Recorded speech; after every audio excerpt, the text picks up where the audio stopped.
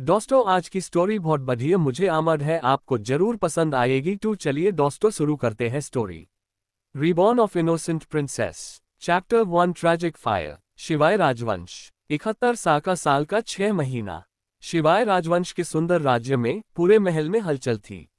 दूर आगे तहखानों में बहुत अंधेरा और शांति थी। सिर्फ किसी की हल्की सांसें सुनाई दे रही हैं। अचानक से तहखाने का दरवाजा आवाज के साथ खुला और कमरे में रोशनी भर गई जब दो सैनिक मशाले लेके अंदर आए। कोने में कोई ठंडी जमीन पर बैठा है जबकि उसके हाथ किसी कपड़े से बांधे हुए हैं। आवाज आने पर उस बैठे हुए इंसान ने अपना सिर ऊपर करके देखा। सिर ऊपर करने के बाद पहली चीज जो उसने देखी कि कोई लंबा इंसान सुनहरे चमकीले कपड़ों में खड़ा है। मेरे युवराज, उस दुबली औरत ने कहा। उसकी आवाज काफी कमजोर थी लेकिन कमरे की शांति की वजह से उसकी आवाज कई बार सुनाई दी। क्या अब आप खुश हैं? वो लंबा आदमी जो कमरे के बीच में खड़ा था वो शिवाय राजवंश के युवराज पार्थ थे। उन्होंने उस कमजोर औरत की तरफ देखा जो नीचे बैठी थी। वो काफी कमजोर और दुबली थी लेकिन उसके चेहरे पर अजीब मुस्कान थी। उसके बिगड़े हुए चेहरे पर उसके गालों पर करने के निशान थे जिसकी वजह से वो बहुत डरावनी लग रही थी। अगर तुम मुझे चाबी के बारे में बता देती तो ये सब बिल्कुल भी नहीं होता। तुम इतनी जिद्दी क्यों हो? युवराज ने अपनी आवाज को हल्का करके बोलने की कोशिश की। चाबी? उस दुबली औरत ने अपना सिर झुकते हुए बोला, युवराज मुझे कुछ नहीं पता। युवराज का चेहरा गुस्से से भर गया। तुम्हारे कहने का क्या मतलब है कि तुम्हें कुछ नहीं पता? तुम्हारे पिता की मौत से पहले उन्होंने तुम्हें चाबी दी होगी लेकिन तुम सच हो बोल रही हो। क्या तुम चाहती हो कि मैं तुम्हें बहुत तड़पाऊं उसके बाद तुम सच बोलोगी? क्या आप मुझे अभी तड़पा नहीं रहे हैं युवराज? उस दुबली औरत ने पूछा। उस बात को 3 साल हो गए राजकुमार, और शायद आज का ही दिन था जब 4 साल पहले हमारी शादी हुई थी। पार्थ की आंखों में कुछ अलग भाव थे। वो अपने दिल को धीमा करने की कोशिश कर रहा था। वो अपने सामने बैठी औरत को अच्छे से पहचानता है। वो ऐसा कुछ भी नहीं कहेगी जो वो नहीं बोलना चाहती। पार्थ ने अपनी आंखें झुके और उसकी तरफ कोमल नजर से देखा। तुम ऐसा क्यों कर रही हो? तुम्हें इतना दर्द क्यों सहना है? क्यों नहीं बता देती तुम की चाबी कहाँ है? मुझे पता है कि अपने माता पिता की मृत्यु का बहुत गुस्सा है। मैं मदद करना चाहता था लेकिन मैं सिर्फ एक राजकुमार था और पिताजी के कामों में कुछ भी बोलने का हक नहीं था।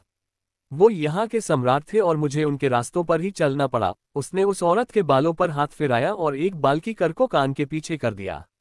उस औरत का शरीर बहुत कमजोर था और उसके बाल उलझे और खराब। कभी एकदम साफ और सुंदर, आज बहुत गंदी और बदसूरत। युवराज ने गहरी सांस लेने के बाद कहा, तुम हमारी बीवी हो और मैं तुम्हारा पति, इसलिए तुम्हें मेरे पीछे रहकर मेरी ताकतवर बनने में मदद करनी चाहिए। क्योंकि आगे चलकर जब मैं सम्राट बनूंगा तो तुम मेरी सम्राज्ञी बनोगी। तो ये तुम्हारा कर्तव्य है कि तुम चाबी ढूंढने में हमारी मदद करो। एक बार मैं सम्राट बन गया तो तुम सबके ऊपर राज कर सकती हो। पार्थ सिर्फ चाहता था कि वो सच बता दे जिससे वो चाबी ढूंढ सके। मेरे युवराज, उस औरत ने हल्के से हंसा लेकिन उसकी आवाज बहुत भरी थी। मैं युवरानी बनी और अभी ये तहखाने में बंद हूँ किसी मुजरिम की तरह। आपको लगता है कि मेरे शरीर में इतनी शक्ति है? मैं ताकतवर होने के बारे सोची या किसी के ऊपर राज करने के बारे? वो औरत जोर से हंसी। उसकी हंसी डरवानी और दर्द से भरी थी जिसकी वजह से मशाल लिए सैनिक भी आश्चर्य में आ गए। युवराज गुस्से में खड़े हुए और बोले, तू कपटी औरत। पार्थ ने औरत की तरफ उंगली करके कहा, मैं तुझे सिर्फ एक मौका दे रहा था कि अपनी आगे की जिंदगी खुशी से बिता सके लेकिन तू नहीं मान रही। तू कितनी बड़ी मूर्ख है। मुझे पछतावा है कि मैंने तुझसे शादी की। एक बीवी का फर्ज है उसके पति की सेवा करना और तू मेरी बीवी होकर इतनी छोटी चीज में मेरी मदद नहीं कर सकती। तेरे लिए मेरे दिल और मेरे महल किसी में जगह नहीं है। शिवाय राजवंश को तेरे जैसी कपटी युवरानी की कोई जरूरत नहीं है, पार्थ ने चिल्लाकर कहा। वो दुबली औरत ऐसे जोर से हंसी जैसे उसने युवराज को नहीं सुना। उसकी आंखें भर आए और उसकी आंखों से आंसू गिरने लगे। उसकी त्वचा सूख गई है और अब उसके दिल में उसे कोई दर्द महसूस नहीं होता। क्या ये वही सुशील और कोमल राजकुमार है जिससे इसने 4 साल पहले शादी की थी? उसने इसके लिए अपना सब कुछ कुर्बान कर दिया था, सिर्फ इसकी बीवी बनने के लिए, सिर्फ इसका प्यार पाने के लिए, और फिर भी अंत में उसने इसे तहखाने में बंद करके बहुत परेशान किया। क्या उसके त्याग और प्यार का यह उपहार था? उसने अपना सिर उठाकर उस आदमी को देखा जो अब भी अच्छा दिखता है लेकिन अब वो पागल नहीं है। वो जानती है उस मुस्कान के पीछे कैसा इंसान है। वो औरत भी मुस्कुराए। मेरे युवराज, आपने कभी मेरे लिए कुछ नहीं किया। ये तक अपने मेरे पूरे परिवार को मारने पर मजबूर किया और मुझे यहाँ तहखाने में बंद कर दिया। अपने उन झूठे सबूत पे विश्वास किया और मुझे बचाने की कभी कोई कोशिश नहीं की और आप मुझे पे कपटी होने का इल्जाम लगा रहे हैं। उसकी आवाज में बहुत दर्द था लेकिन फिर भी वो जोर से बोल रही थी। वो अपने शरीर को घसीट के आगे की तरफ लाए और अपने हथकड़ियों को जोर से जमीन पर पटकने लगी। उसकी आंखों आंसुओं से बहुत लाल हो गई थी जिसकी वजह से लग रहा था कि उसकी आंखों से खून का तालाब की तरह बह रहा था। मैंने आपके लिए अपना सब कुछ त्याग कर दिया फिर भी आप खुश नहीं हुए। अब आप मुझसे और क्या चाहते हैं? क्या आपने मुझे अपनी बीवी माना भी था? युवराज पार्थ, आप कुछ नहीं बस एक धोखेबाज हैं जो अपने अलावा किसी की नहीं सोचता। आपने मेरे पिता पर देश को धोखा देने का आरोप लगाया और उन्हें मरने पर मजबूर किया। आपने मेरी मां को विधवा बना दिया और उन्हें दर्द से मरने पर मजबूर किया। आपने तब भी कुछ नहीं किया जब मुझसे किसी बाहर वाले के साथ संबंध में होने का आरोप लगा। आप वहां थे, खड़े होकर देख रहे थे कैसे सब मुझे मौत के समुद्र में धकेल रहे थे और अब आपको जानना है कि चाबी कहाँ है। वो औरत जोर से हंसी और उस आदमी को घूर रही थी। तुम्हें पता है क्या, आप सही है। मेरे पिता ने मुझे चाबी के बारे में बताया था और वो चाबी मेरे पास है, उस औरत ने कहा। पार्थ की आंखें आश्चर्य में बड़ी हो गई और उनमें नई तरह की रोशनी थी। मुझे पता था। बता मुझे कहाँ है वो, बता मेरे युवराज, आपको पता है उस चाबी का क्या उपयोग है? उस औरत ने युवराज का जवाब देने की जगह कहा, आपके पिता को भी उस चाबी के बारे में नहीं पता। अब आप उसके बारे में इतना जानना चाहते हैं तो सुनिए, वो चाबी एक स्रोत है बहुत ताकतवर बनने की। ये भी बोला जाता है जिस पे वो चाबी होते हैं वो देश को 100 साल तक राज कर सकता है। पार्थ ने उसके तरफ देखा और अपनी मुट्ठी बंद कर ली। उसका शरीर कांप रहा था। उसे पता था कि उस चाबी में बहुत ताकत है। इसने अपने पिता को भी उसके बारे में पता चलने नहीं दिया था, लेकिन वो उसके बारे में जानकारी नहीं के पा रहा। वो चाबी स्वर्गीय 4 नंबर सैनिकों के मुखिया पे थी जो उसकी युवरानी के पिता भी थे। अगर उसे पता होता कि वो चाबी वो मरने से पहले अपनी बेटी को दे जाएंगे तो चाबी के लिए ही सही युवरानी को अच्छे से रखा होता।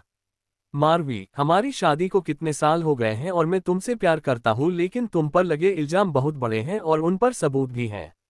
अगर तुम मुझे चाबी के बारे में बता दो तो मैं पिताजी से बात कर सकता हूँ कि तुम बेकसूर हो और हमारी मदद कर सकती हो, तो वो तुम्हें ये से निकाल कर तुम्हें तुम्हारी जगह वापस दे देंगे और तुम हमारे राजवंश के वंश को जन्म दे सकती हो।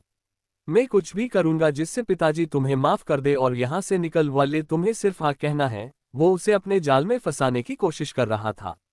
वो सोचता था कि कोई औरत पैसा और ताकत नहीं छोड़ेगी। वो सोच रहा था कि वो उसे कभी मना नहीं करेगी और हाँ बोल देगी क्योंकि वो उससे प्यार करती थी और पूरे दिल से अपने आप को इसे दे दिया था। मारवी हंसी, युवराज मैं आपकी बीवी हूँ, आपको लगता है मुझे वो सब चीजें चाहिए? शायद चाहिए होती बीते हुए वक्त में लेकिन अब नहीं। उद्धरण चिन्ह। पार्थ को बहुत गुस्सा आया और वो चिल्लाकर बोला, ठीक है, अब तुम्हें कुछ नहीं चाहिए तो मेरे पास बोलने के लिए कुछ नहीं है। मैंने तुम्हें कई मायके दिए लेकिन तुमने सब ठुकरा दिए। तुम सब कुछ छोड़कर जा सकती थी और एक नई जिंदगी शुरू कर सकती थी लेकिन नहीं, तूने यहाँ मरने की सोचा है। वो उसकी तरफ देखकर रुक गया। ऐसा लग रहा था कि वो इंतजार कर रहा है कि वो हाँ बोलेगी लेकिन उसने कुछ नहीं बोला, सिर्फ वो युवराज को घूर कर देख रही थी बिना कई भाव के। पार्थ को अपने अंदर कुछ अजीब महसूस हुआ। मारवी उसे हमेशा बहुत प्यार और चिंता के साथ देखती थी। वो जब भी उसके सामने जाता था वो मुस्कुरा देती थी लेकिन अब नहीं। उसे ऐसा लग रहा था उसके सामने उससे प्यार करने वाली औरत नहीं, कोई अजनबी बैठ था। उसने अपनी मुट्ठी बंद कर की। इसे चाबी चाहिए लेकिन वो नहीं देगी। उसे वो किसी भी हालात में चाहिए लेकिन मारवी ही है जिसे पता है कि वो चाबी कहाँ है। उसने गुस्से में कहा, सैनिकों इस पूरी जगह को जला दो। सबको बता दो कि युवरानी की तबीयत बिगड़ गई और वो अजीब हरकतें करने लगी। उसे शांत कराते वक्त उन्होंने गलती से तहखाने में आग लगा दी। युवराज ने उस औरत की तरफ एक बार देखा और वह से बाहर चले गए। उन 2 सैनिकों ने बिल्कुल समय खराब नहीं करा और तैयारी करने लगे। वो बाहर की तरफ झांकर पूरे कमरे पर तेल डाल रहे थे और फिर बाहर निकलने से पहले अपनी मसाले वहां फेंक गए। पार्थ बाहर खड़ा सब देख रहा था कि कैसे आग सब चीजों को धीरे धीरे जला रही थी। वो फिर से चिल्लाया, अभी भी समय है, अगर तुमने मेरी बात मान की तो मैं तुम्हें बचा लूंगा। मूर्ख मत बनो और चाबी के बारे में मुझे बता दो। मारवी अपने शरीर को दीवार के सहारे से टिका कर खड़ी हुई। उसने अपने आसपास देखा तो उसका दिल बैठ गया। उसकी आंखों में दर्द था और दिल बदले से जल रहा था। उसने उस आदमी को देखा जो एक समय पर उससे प्यार करता था। वो सिर्फ इसकी हालात का जिम्मेदार नहीं था बल्कि इसने अपना सब कुछ उसके लिए कुर्बान कर दिया था, उसके बाद भी इसकी ऐसी मृत्यु होगी। वो सोच रही थी कि इसके साथ ही ऐसा अत्याचार क्यों। आग आसपास होने बाद भी वो चिल्लाए और बोली, युवराज पार्थ, मैं इससे याद रखूंगी। तुम बहुत बड़े धोखेबाज हो। तुम रक्षक, यह मत सोचना कि तुम इससे बच जाओगे। अगर भगवान ने तुम्हें सजा नहीं दी तो मैं भूत बनकर आऊंगी और तुम्हें सजा दूंगी। अगर मुझे एक बारी और मिली तो मैं कसम खाती हूं तुम्हें बर्बाद करने की। मैं जब तक नहीं रुकूंगी जब तक तुम्हें अपने हाथों से मार न दूं, वो चिल्लाए। युवराज, मैं तुम्हें कभी माफ नहीं करूंगी, और उसकी चीख आग में समा गई। पार्थ ने वहां खड़े होकर सब देखा।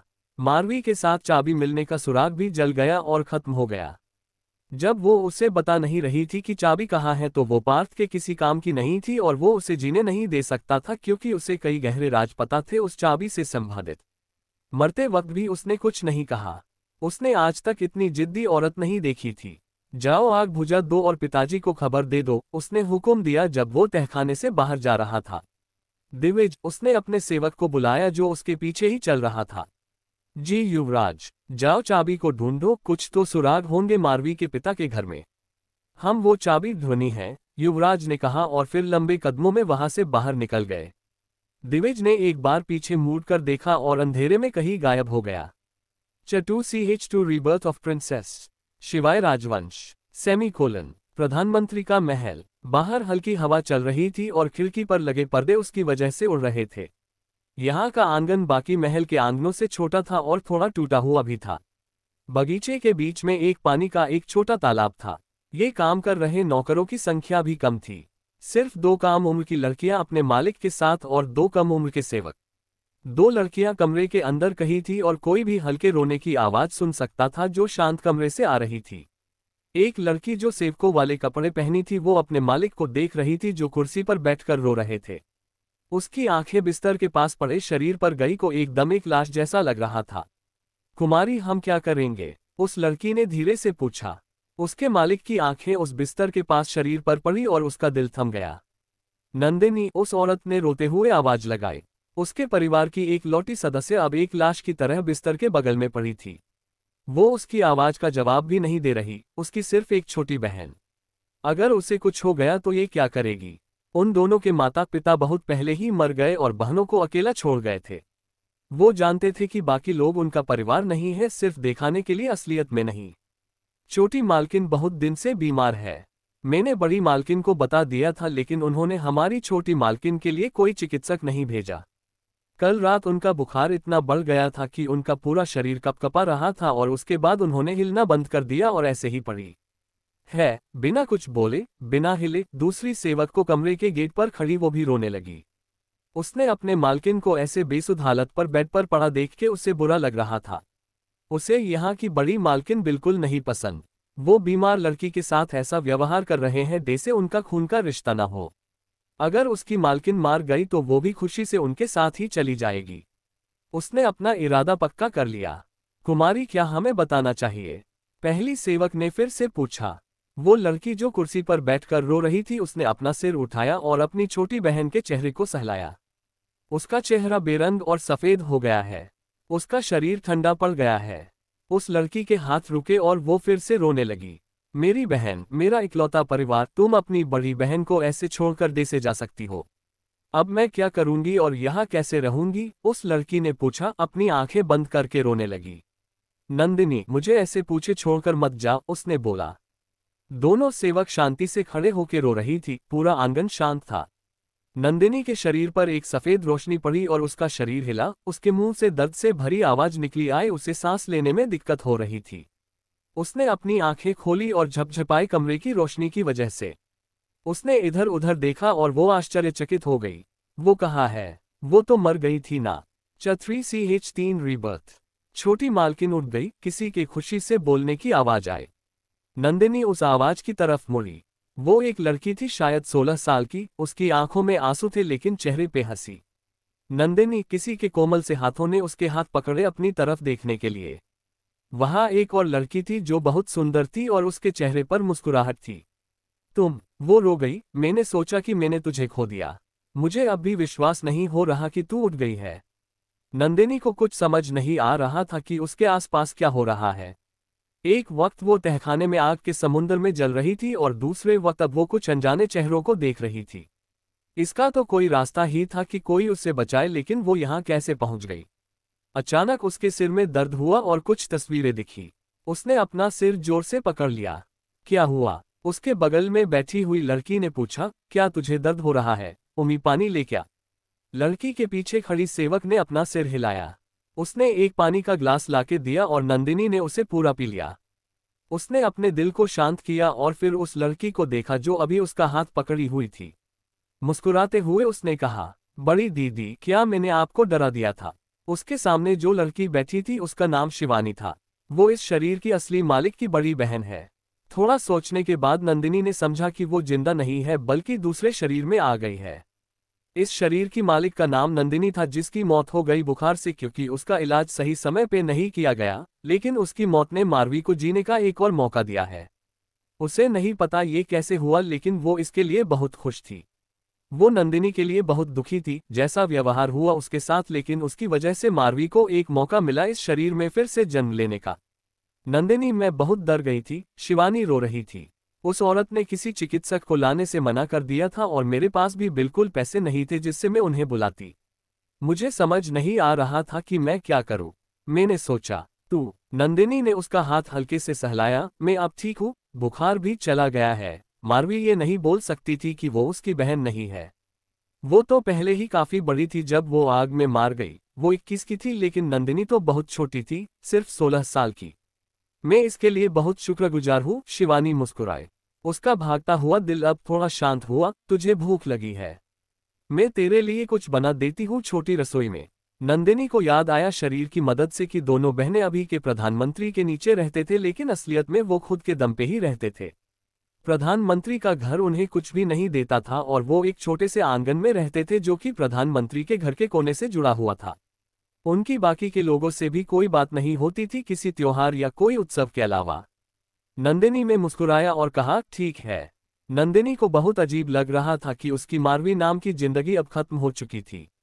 वो उस तहखाने में कितनी बुरी तरह मारी थी, लेकिन फिर भी कोई भूतनी बनी बल्कि किसी दूसरी लड़की के शरीर में फिर से जन्म ले लिया। उसे ऐसा लग रहा था कि भगवान ने उसे दोबारा अवसर दिया है। वो उसे एक और अवसर दे रहे हैं कि वो अपनी सब गलती सही करे और हर चीज को सही करे। नंदिनी ने अपनी मुट्ठी बंद कर ली। छोटी कुमारी, क्या आपको कुछ चाहिए? वो छोटी लड़की जो उसके बिस्तर के बगल में खड़ी थी उसने पूछा।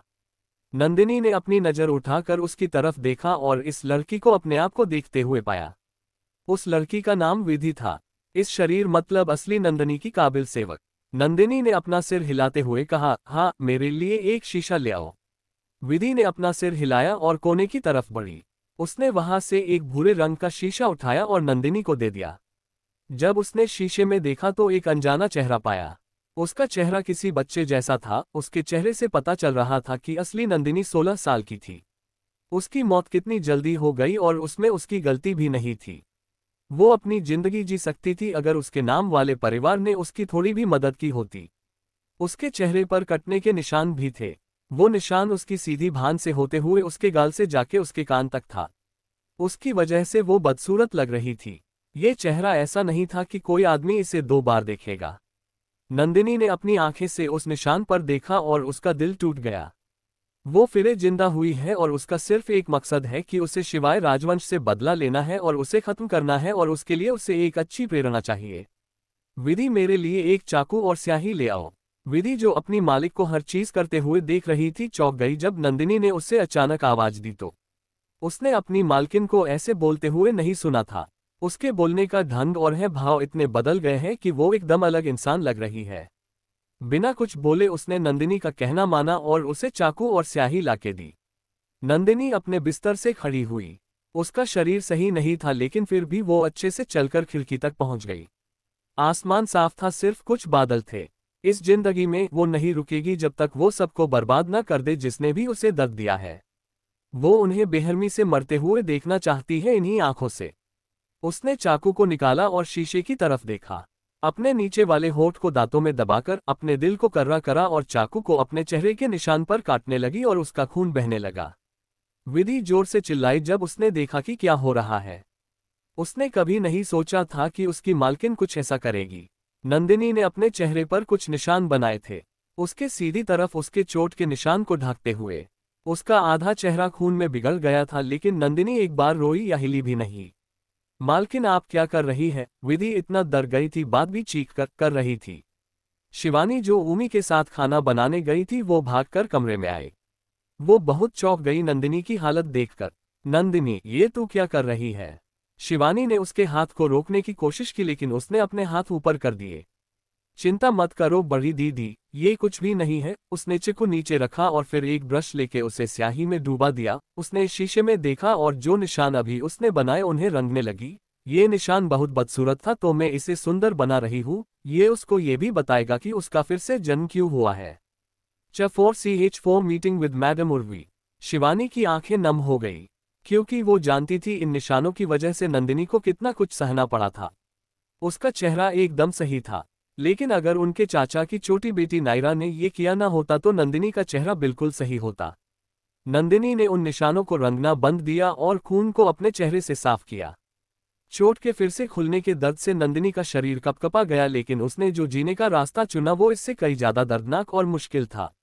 उसका चेहरा खराब तो हो ही गया था, दूसरों की हिसाब से तो उसने अपने चेहरे को ऐसा बना लिया कि अब कोई उसे भूल नहीं पाएगा। अब से जो भी उसे देखेगा उसके चेहरे के इन रंग से भरे निशानी को भुला नहीं पाएगा। क्या तेरे दर्द हो है? शिवानी ने चिंता में पूछा। मेरे पास कुछ दर्द की गोलियां हैं, क्या तुझे चाहिए? नंदिनी ने अपना सिर हिलाया। नहीं, चिंता मत करो, मैं ठीक हूं। उसने एक जबरदस्ती की मुस्कान दिखाई। वो नहीं चाहती थी कि ये दर्द जाए। ये दर्द उसे याद दिलाता है कि उसके दिल में कितना दर्द और बदला लेने की इच्छा है, और वो इसे दूर नहीं जाने देगी। जब तक नहीं तब तक वो उस परिवार को बिल्कुल खत्म नहीं कर देती। नंदिनी तू। शिवानी ने एक गहरी सांस ली। उसे समझ नहीं आ रहा था कि उसकी बहन इतनी कैसे बदल हुई। नंदिनी तो बहुत सीधी थी और अब उसने अपने आप को इतनी चोट लगा ली और एक आंसू भी निकाला। नंदिनी ने शिवानी के चेहरे को देखा, वो समझ गई थी कि शिवानी क्या सोच रही थी। उसने एक गहरी सांस ली और शिवानी का हाथ पकड़ लिया। बड़ी दीदी, मुझे पता है आपको बहुत अजीब लग रहा होगा, लेकिन इस बारे में इतना मत सोचो। मैंने इसके बारे में बहुत सोचा है। हम यहाँ रह रहे हैं, फिर भी चाचा ने कभी हमारी चिंता नहीं की। उन्होंने कभी चिंता नहीं की और न ही करेंगे। उनके लिए सिर्फ सभा में इज्जत और जगह की चिंता है। सबके सामने वो हमारे लिए चिंता दिखाते हैं, लेकिन असलियत तो हम जानते हैं ना। शिवानी ने उसकी तरफ देखे हाँ में सिर हिलाया। ये बात उसे कैसे समझ नहीं आई। उसने इन सालों में जो भी हुआ सब देखा है, तो जो भी नंदिनी बोल रही थी वो सच था और वो कुछ नहीं बोल सकती थी। हम अपने ऊपर ही जीना होगा। हम दूसरों पर निर्भर नहीं हो सकते, और अपने ऊपर निर्भर होने के लिए हम ताकतवर बनना होगा और दिखना भी होगा। अगर माँ और पिता ये होते तो। नंदिनी रुक गई और नीचे सिर कर लिया। नंदिनी, मुझे माफ कर दे। शिवानी रो गई और नंदिनी को गले लगा लिया। नंदिनी ने अपनी आंखें बंद कर ली। ये इन लोगों को नहीं जानती थी, लेकिन नंदिनी और मारवी दोनों अपनी जिंदगी में अकेले थे और उन्हें अपनी जिंदगी के लिए खुद लड़ना था। वो अपनी पुरानी जिंदगी नहीं बदल पाएगी, लेकिन वो इस नई जिंदगी को बदल देगी, और इस बार उस पर एक जिम्मेदारी भी है, उसकी बहन, और उसे अपनी बहन की किसी भी हालत में रक्षा करनी है। उसी वक्त दूसरे तरफ की एक सेवक दूसरी सेवक को लेके आई। बड़ी कुमारी, आपकी बड़ी मालकिन ने महल आने का बुलावा दिया है। नंदिनी और शिवानी दूर हुए और उन दोनों सेवकों की तरफ देखा जो कि बुलावा लेके आई थी। नंदिनी के चेहरे पे अब भी कुछ खून के निशान थे और वो स्याही अभी अच्छे से सूखी नहीं थी। जो सेवक बुलावा देने आई थी उसने नंदिनी की तरफ देखा और नजर नीचे कर ली। महल जाने का बुलावा? नंदिनी ने ऊपर देख के कहा। उसकी आंखों में अचानक से ठंडापन आ गया। ऐसा लग रहा है कि हमारी मालकिन साहिबा के पास बताने के लिए कुछ ऐसे ही जिसके लिए उनसे इंतजार नहीं हुआ। मालकिन उर्वी एक बहुत ही होशियार और चालबाज औरत थी, जिसने इस घर के मालिक यानी कि यह के प्रधानमंत्री से शादी की जब वो सिर्फ 17 साल की थी। एक अफवाह ये भी थी कि उनका रिश्ता शादी से पहले भी वो एक दूसरे से प्यार करते थे, जिसके अंत में उनकी शादी हुई। प्रधानमंत्री पूरब उर्वी से नहीं मिले थे जब उनकी सगाई एक जाने माने व्यापारी की बेटी से हो गई थी, लेकिन जब तक शादी की तारीख तय होती हर जगह ये खबर फैल गई कि प्रधान को किसी औरत के सतह सोते पकड़ा गया था, और फिर कुछ दिन बाद पता चलता है कि वो और उर्वी एक साथ संबंध में थे। वो एक दूसरे से प्यार करते थे और उनकी सगाई उनकी मर्जी के खिलाफ परिवार द्वारा कराई गई थी। ये खबर फैलने की वजह से पूर्व के परिवार को उर्वी से उनकी शादी करानी पड़ी अपनी इज्जत बचाने के लिए, और उसके बाद उर्वी इस जगह की मालकिन बन गई और हर कोई उससे वही बुलाता है। तब से उसने 2 सुंदर बेटियों को जन्म दिया जिनके नाम थे नायरा और कियारा। उसकी बेटियों को पूरे साम्राज्य में अच्छी इज्जत थी। प्रधान का पूरा परिवार अपनी जिंदगी ऐश और आराम से जी रहे थे, लेकिन उन लोगों ने कभी उन दोनों बेटियों के बारे में नहीं सोचा जो महल के पीछे के ही टूटे हुए आंगन में रहती थी। महल के पास ही एक छोटा सा घर था जिसमें उनके प्रधान पूरब के असली खून के भाई रहते थे अपने परिवार के साथ। लेकिन पैसे की कमी होने की वजह से और उनके बहुत काम करने की वजह से पति और पत्नी दोनों की मृत्यु हो गई। वो अपनी बेटियों को अपने पर पे खड़ा कर पाते उससे पहले प्रधान और उन लोगों ने सबको अच्छे से ये दिखाया कि वो दोनों बहनों का अच्छे से ख्याल रखते थे और सबका दिल जीत लिया था, लेकिन किसी को भी यहाँ की असलियत नहीं पता थी। शिवानी और नंदिनी को अपनी जिंदगी अपने बल पर जीनी थी। ये रहने के लिए बस हर महीने 10 तांबे के सिक्के आते थे। ये तक यहाँ काम करने वाले सेवकों को कुछ भी नहीं मिलता था, लेकिन उन सेवकों ने अपनी जिंदगी दोनों बहनों के नाम कर दी थी। विधि और उमी दोनों यहाँ सिर्फ दोनों बहनों की वजह से थी, और बाकी 2 सेवक जो ये काम करते थे वो थोड़ी शर्मीली लड़कियां थीं। ये आंगन और कमरे पीछे की तरफ थे, इसलिए यहाँ कोई आता नहीं था, तो सभी लोग यहाँ शांति से रहते थे। लेकिन दिक्कत ये थी कि उनके खाने पीने के लिए पैसे नहीं थे। नंदिनी ये बात अच्छे से जानती थी। वो इस बात के लिए खुशनसीब थी कि असली नंदिनी अपनी यादें इस शरीर में छोड़ गई है, जिससे मारवी सब कुछ समझ सकती है। वो अब कोई कमजोर औरत नहीं है पहले की तरह। उसके फिर से जन्म लेके का मकसद था बदला, और वो नहीं रुकेगी जब तक उसे पूरा न कर ले, लेकिन अभी वो कुछ नहीं कर सकती। उसका दूसरा जन्म बहुत बुरी हालत में हुआ था बिना किसी मदद के। वो अपना बदला कैसे लेगी जब उस पे खर्च करने के लिए 1 रुपया भी नहीं है और कुछ भी जिससे वो सब कुछ संभाल सके। च 5 मीटिंग विथ मैडम उर्वी। कुछ भी करने से पहले नंदिनी को ये सोचना होगा कि सब करना कैसे है जिससे उसकी बहन की जान सुरक्षित हो। पिछली जिंदगी में उसके कोई भी भाई या बहन नहीं थे, लेकिन इस जिंदगी में उसके पास एक बड़ी बहन है जो उससे बहुत प्यार करती है। असलियत में तो वो शिवानी से बड़ी है, लेकिन अब वो बड़ी है और नंदिनी छोटी, क्योंकि अब वो मारवी नहीं है बिना ताज की युवरानी। वो अब नंदिनी है, प्रधान के घर की एक छोटी बच्ची। अब मैडम को क्या चाहिए? शिवानी ने कहा। क्या कोई उत्सव है जिसमें वो चाहती है हम भी शामिल हो? शिवानी भोली थी, बेवकूफ नहीं। नंदिनी ने मेज पर रखे हुए खाने को देखा। ज्यादातर खाना शाकाहारी था। वो अब खर्चा बहुत कम कर है, लेकिन इस खाने से शरीर को कोई फायदा नहीं होगा शायद, नंदिनी ने कहा और विधि की तरफ मुड़ी। जा बाकी दोनों को भी बुला दे, ज्यादा खाना नहीं है, 6 लोग नहीं खा पाएंगे तो हम सब एक साथ खा लेंगे। विधि ने चौंक कर देखा। कुमारी, आप और बड़ी कुमारी खा लीजिए, हम बाद में देख लेंगे। क्या देख लोगे? नंदिनी ने कहा। अगर तुम आधा पेट भी नहीं खाओगे तो काम कैसे करोगे? तुम्हें अपना शरीर खराब करना है। अभी खर्चे काम है और साथ खाने से समय भी बचेगा, और वैसे भी हम सब एक ही चीज खाने वाले हैं, तो बाद में खा के क्या करोगे? नंदिनी ने कुछ प्लेट निकाली। प्लेट पे बना चित्र छूटने लगा है। इसे पता चल रहा था कि वो कितनी पुरानी थी।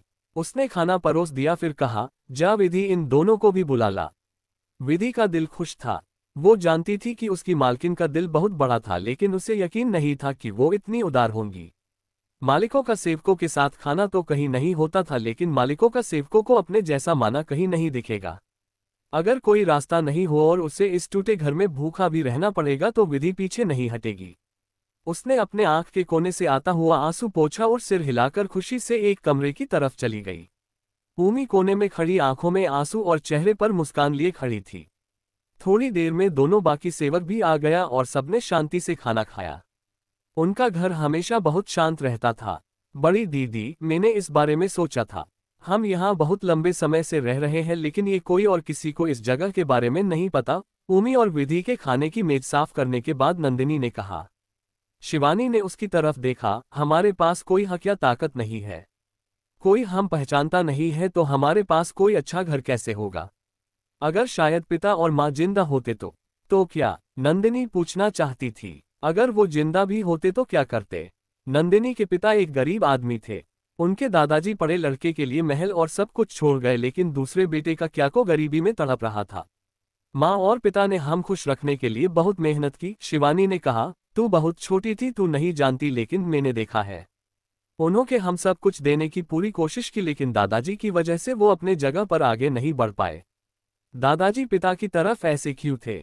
नंदिनी ने पूछा। एक पिता जो अपने दोनों बेटों को अलग तरह से रखते थे। नंदिनी को इस बात पर कुछ शक था, क्योंकि पिता जीबीवी के जन्मे बच्चे नहीं थे। मुझे अच्छे से नहीं पता, लेकिन एक बार माँ ने कहा था हमारी दादी दादाजी की असली बीवी नहीं थी। माँ ने यह भी कहा था कि दादाजी हमारी दादी को घूमते वक्त मिले थे और उन्होंने अपनी रात सतह गुजारी थी।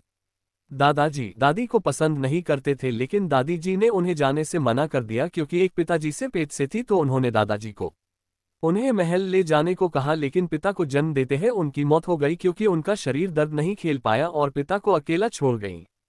दादाजी ने हमारे पिता को अपनाया नहीं था, लेकिन ठुकराया भी नहीं था। मैंने सुना था कि उन्होंने पिता को बिना किसी प्यार और इज्जत के बड़ा होने दिया। वो उन्हें इसलिए किया जिससे पिता को पता चले कि दादाजी उन्हें अपनाना नहीं चाहते थे। नंदिनी को अंदर ही अंदर घुटन हो रही थी, अपनाना नहीं चाहते। वो थे जो किसी अजनबी औरत के साथ सो गए, उसे पेट से कर दिया और फिर एक इस्तेमाल किए हुए जूते की तरह फेंक दिया। क्या उस आदमी में दिल भी था? अगर द्वारा लड़का उनकी बीवी ने पैदा नहीं किया तो क्या थे तो वो उनके ही खून। वो उन्हें अपनी जिंदगी में परेशान होते हुए देखते रहे, लेकिन पिता की तरह उनकी मदद नहीं की। कितना नीच आदमी। मेरे ख्याल से अब हम मैडम से मिलने जाना चाहिए। वो गुस्सा करेगी अगर हम देर से जाएंगे तो, शिवानी ने गहरी सांस लेते हुए कहा। आपको जाने की कोई जरूरत नहीं है। नंदिनी खड़ी हुई। उसे पता था कि इस न्योते में कुछ खास नहीं है, और फिर उसके दिमाग में ऐसा कोई उत्सव नहीं आ रहा था जिसके लिए वो इन्हें बुलाएंगी। वो इन्हें सिर्फ किसी चीज के बारे में दिखाने के लिए बुला रही होंगी। लेकिन मैड, आपको चिंता करने की कोई जरूरत नहीं है बड़ी दीदी। नंदिनी मुस्कुराए। उसे पता था कि शिवानी डरी हुई थी। मैडम ने कई सालों को उनको बहुत परेशान किया हुआ था। उनसे वो सब करवाती थी जो वो चाहती थी, लेकिन अब चीज बदल गई है। वो अब कोई सीधे कोमल लड़की नहीं रही। वो एक युवरानी थी जिसने 2 जिंदगियां जी है। उसके जैसी कोई छोटी कदम उसके नजरों में कुछ नहीं है। न्योते से लगता है वो सिर्फ कुछ बताना चाहती है, तो बड़ी बात नहीं है। नंदिनी मुस्कुराए। उसकी नजर मेज पर पड़े धागों पे पड़ी। तब तक आप बुनाई क्यों नहीं कर लेती? ठीक है, शिवानी ने कहा। मैं जाती हूँ और देखती हूँ कि उन्हें क्या बोलना है। नंदिनी ने कमरे से बाहर निकलते हुए कहा। उसके पीछे विधि शांति से चली गई। बड़ी मालकिन, क्या आपकी बुनाई करनी है?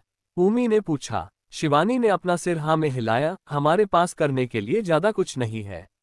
मेरा कितने पढ़ने का मन था, लेकिन हमारे पास है नहीं, तो बुनाई ही कर लेती हूँ। ऊमी मुस्कुराई। मालकिन, आपकी बुनाई बहुत अच्छी है। मैडम ने आपके लिए कोई भी शिक्षक नहीं लगाया था, फिर भी आप उन बहनों से अच्छी बुनाई करती है जिन्हों के कई सालों उसे सीखा।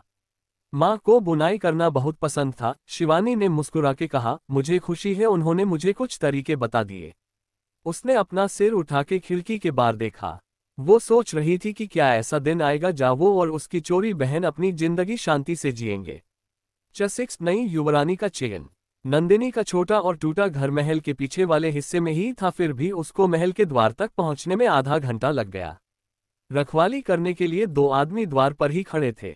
जब उन्होंने नंदिनी को उनकी तरफ आते हुए देखा तो पहले तो उन्होंने घिनौना सा चेहरा बनाया, पर जैसी ही नंदिनी उनके करीब पहुंची उनकी आंखें चौड़ गई। उसने अपने बालों का जुड़ा बनाया हुआ था, लेकिन सबसे ज्यादा चौंकाने वाली चीज थी उसके सीधे गाल पर वो आकृति। गहरी स्याही उसके छोटे से चेहरे पर साफ दिख रही थी और काफी चमक रही थी। उन्हें आज लगा कि छोटी लड़की बहुत बदली लग रही है। नंदिनी ने उनकी तरफ देखा और कहा, मुझे मैडम ने बुलाया था। दोनों आदमियों ने एक दूसरे की तरफ देखा और सिर हिलाकर द्वार खोल दिया। विधि जो नंदिनी के पीछे खड़ी थी वो चौंक गई। वैसे ये आदमी उनको परेशान करते थे, लेकिन आज उन्होंने एक शब्द नहीं बोला। उसने अपन सिर हिलाया और नंदिनी के पीछे अंदर चली गई। प्रधान के बीच वाले आंगन में एक बड़ी सी कुर्सी पर एक औरत बैठी थी जिसकी उम्र 30 होगी। उसके कपड़े साफ थे और महंगे आभूषण पहनी थी। उसके चेहरे पर एक बड़ी मुस्कान थी।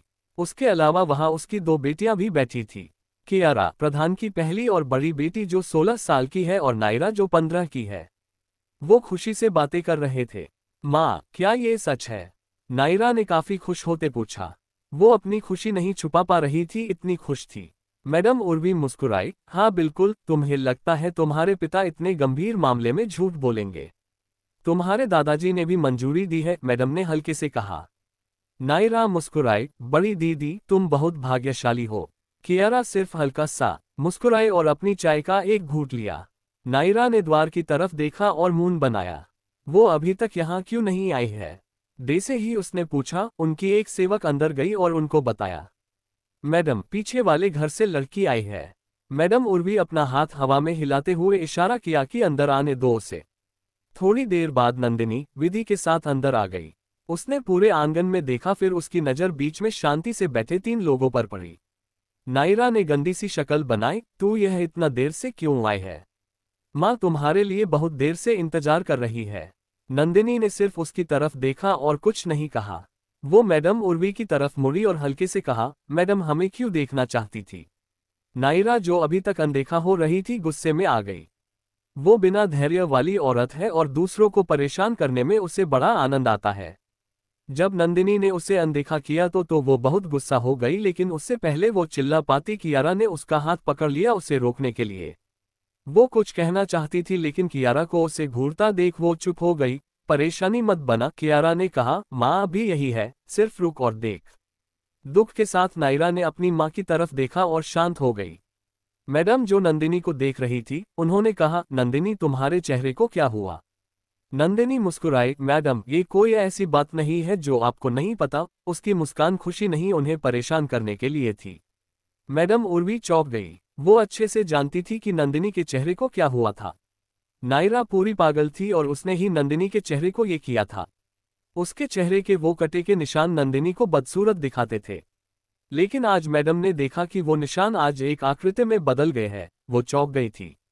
चौंकाने वाली बात यह थी कि वो आकृति उसके चेहरे पर बदसूरत नहीं लग रही थी, बल्कि वो काफी अलग लग रही थी। उसे भूल जाओ, मैडम उर्वी ने अपना हाथ ऊपर उठाकर बोला। वो इस बारे में बात करना नहीं चाहती थी, क्योंकि अगर वो करेगी तो बाद में नायरा की बात जरूर आएगी। तुम्हारी बड़ी बहन कहाँ है?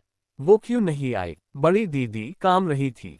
वो आना चाहती थी, लेकिन वो टूटा हुआ घर में सेवकों की कमी है तो उन्हें काफी काम खुद करना पड़ता है। नंदिनी ने जवाब दिया, टूटा घर? मैडम उर्वी ने कहा, हाँ, वो वैसे भी बहुत पुराना और टूटा है, तो जो भी तुम बुलाना चाहो। मैडम उर्वी ने नंदिनी से बैठे के लिए कहा। नंदिनी शांति से बैठ गई। अब तुम यहाँ आ गई तो मुझे कुछ बताना था। हम लोग अलग रहते हैं, इसके बावजूद तुम दोनों बहनें अब भी हमसे जुड़े हुए हो। यह एक खुशी का अवसर है, तो मैं चाहती हूँ कि तुम दोनों भी शामिल हो। मैडम उर्वी ने मुस्कुराते हुए कहा। उन्होंने अपनी बड़ी बेटी पर गर्व से देखा। हमारी कियारा बहुत भाग्यशाली है, क्योंकि इसे युवराज की महाराजकुमारी के रूप में चुना गया है। सम्राट ने ये बात तुम्हारे चाचा जी को बताई।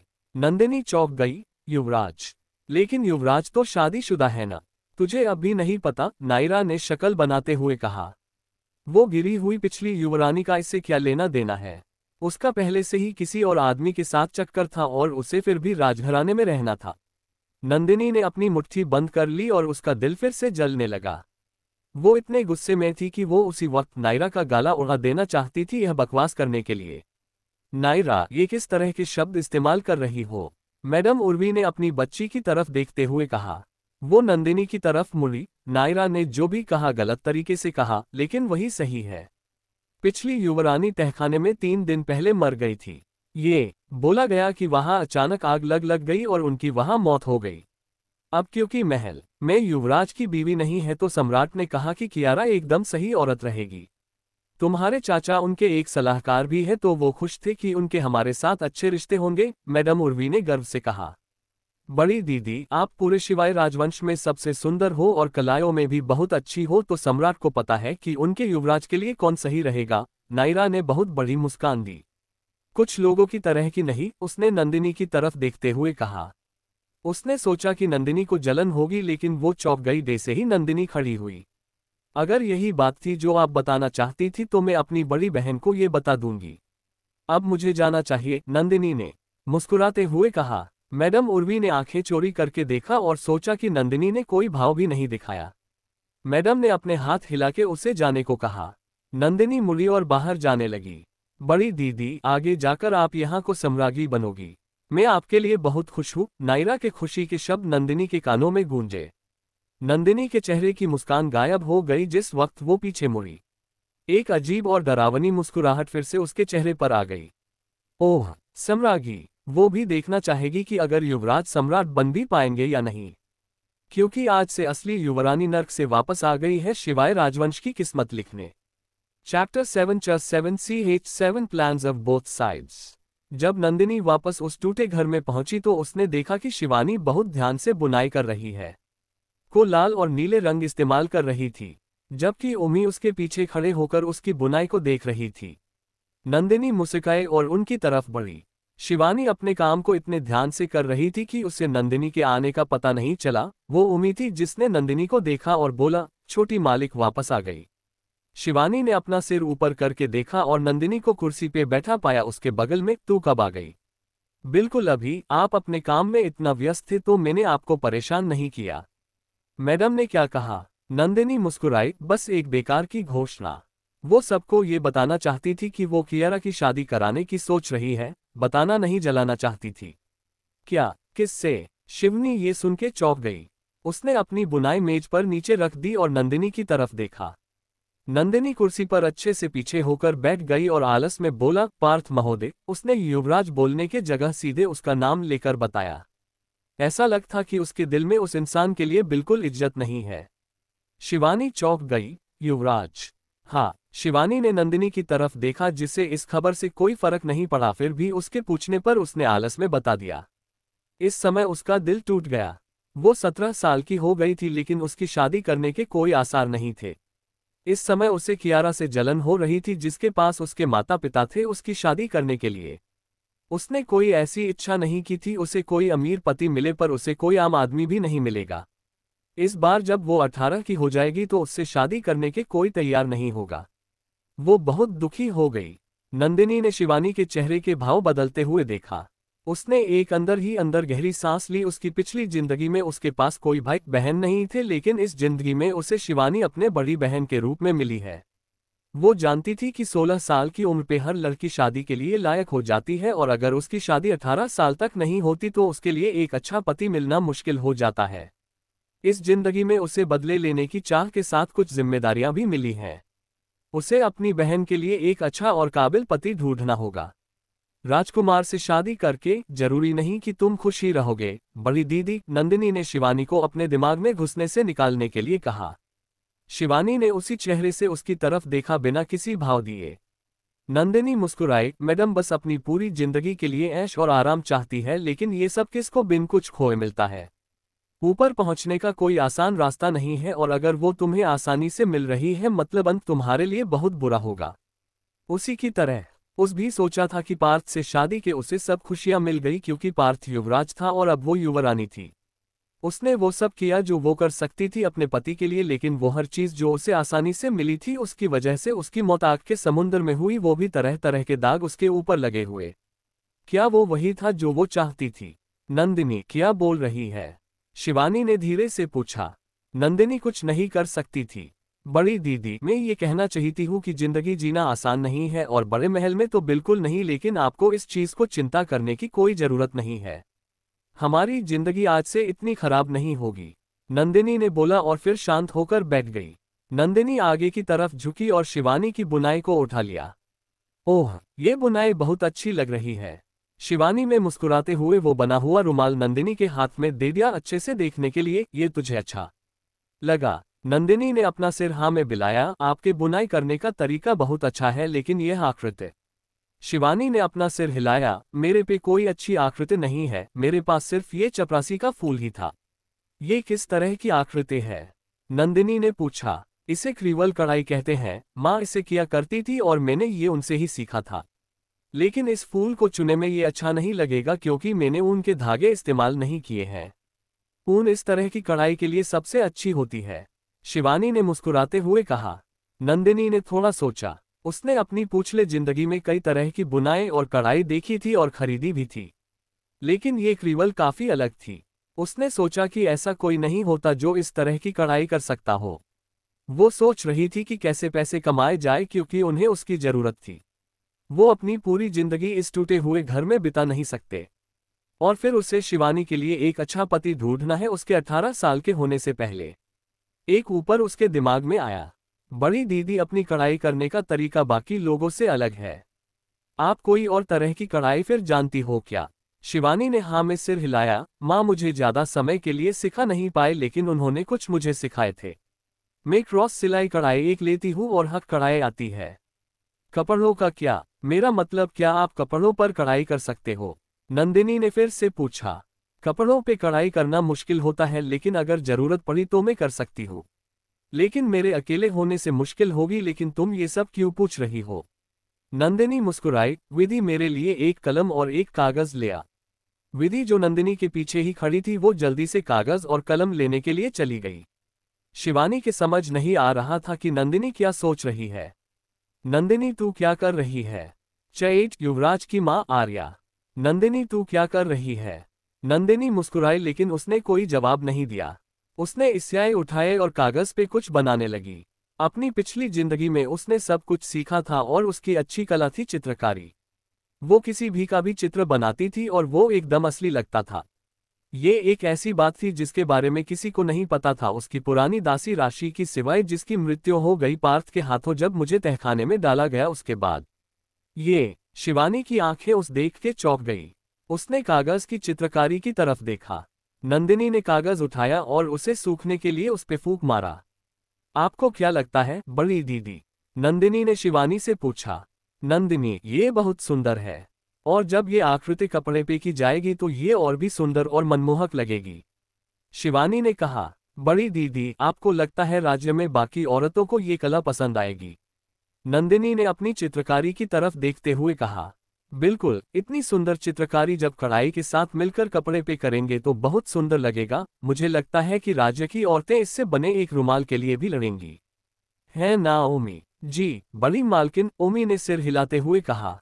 मैंने राज्य में बहुत औरतों को पढ़ते हुए देखा है, किसी भी नई चीज के लिए को बाजार में आती है। उन्हें सबको अपने हाथ में कोई भी नहीं और अलग चीज दिखाकर उसके बारे में बातें करने में बहुत मजा आता है। नंदिनी ने जोर से मुस्कुराकर कहा। ठीक है, फिर तय हुआ? क्या तय हुआ? शिवानी ने कहा। अब जब हमारे हाथों में इतनी अनमोल चीज है, जो उसे बेकार क्यों जाने देना? और वैसे भी प्रधान के घर वाले हमारी जिंदगी की बिल्कुल परवाह नहीं करते, तो हमें अपनी जिंदगी सुधारने के लिए हम खुद कुछ करना होगा। नंदिनी, तू सच कह रही है? शिवानी ने चौंकते हुए पूछा।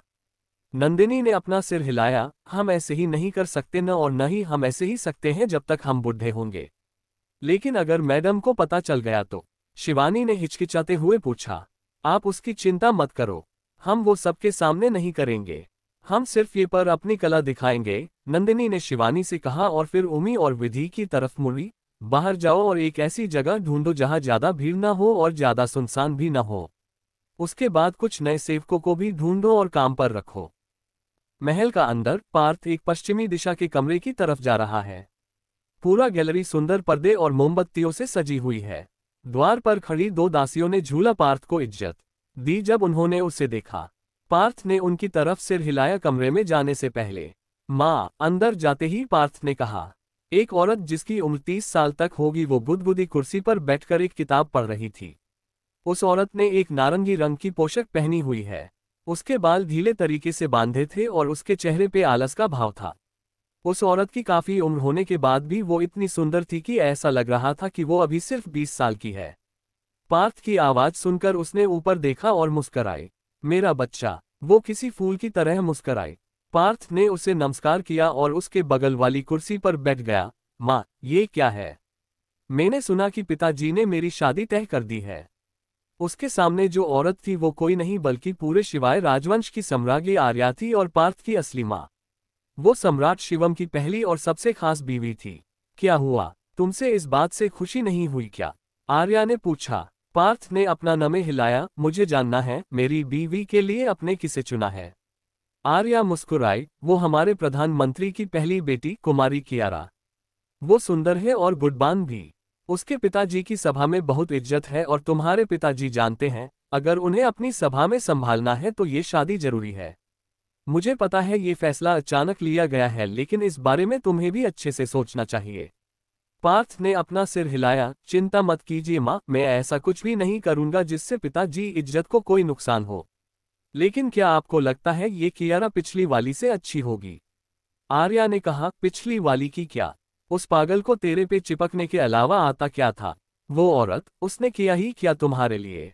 वो बोलती थी कि तुम्हें प्यार करती है और तुम्हारे प्रति वफादार है, लेकिन फिर भी उसने नहीं बताया कि वो चाबी कहाँ है। यही सही है कि वो मर गई। अगर वो जिंदा होती तो हमारे लिए मुसीबतें ही बढ़ती। उस औरत के बारे में मत सोच। वो पहले ही जा चुकी है और अब तुम्हें आगे बढ़ना है। तुम इस साम्राज्य के युवराज हो और तुम अकेले नहीं रह सकते।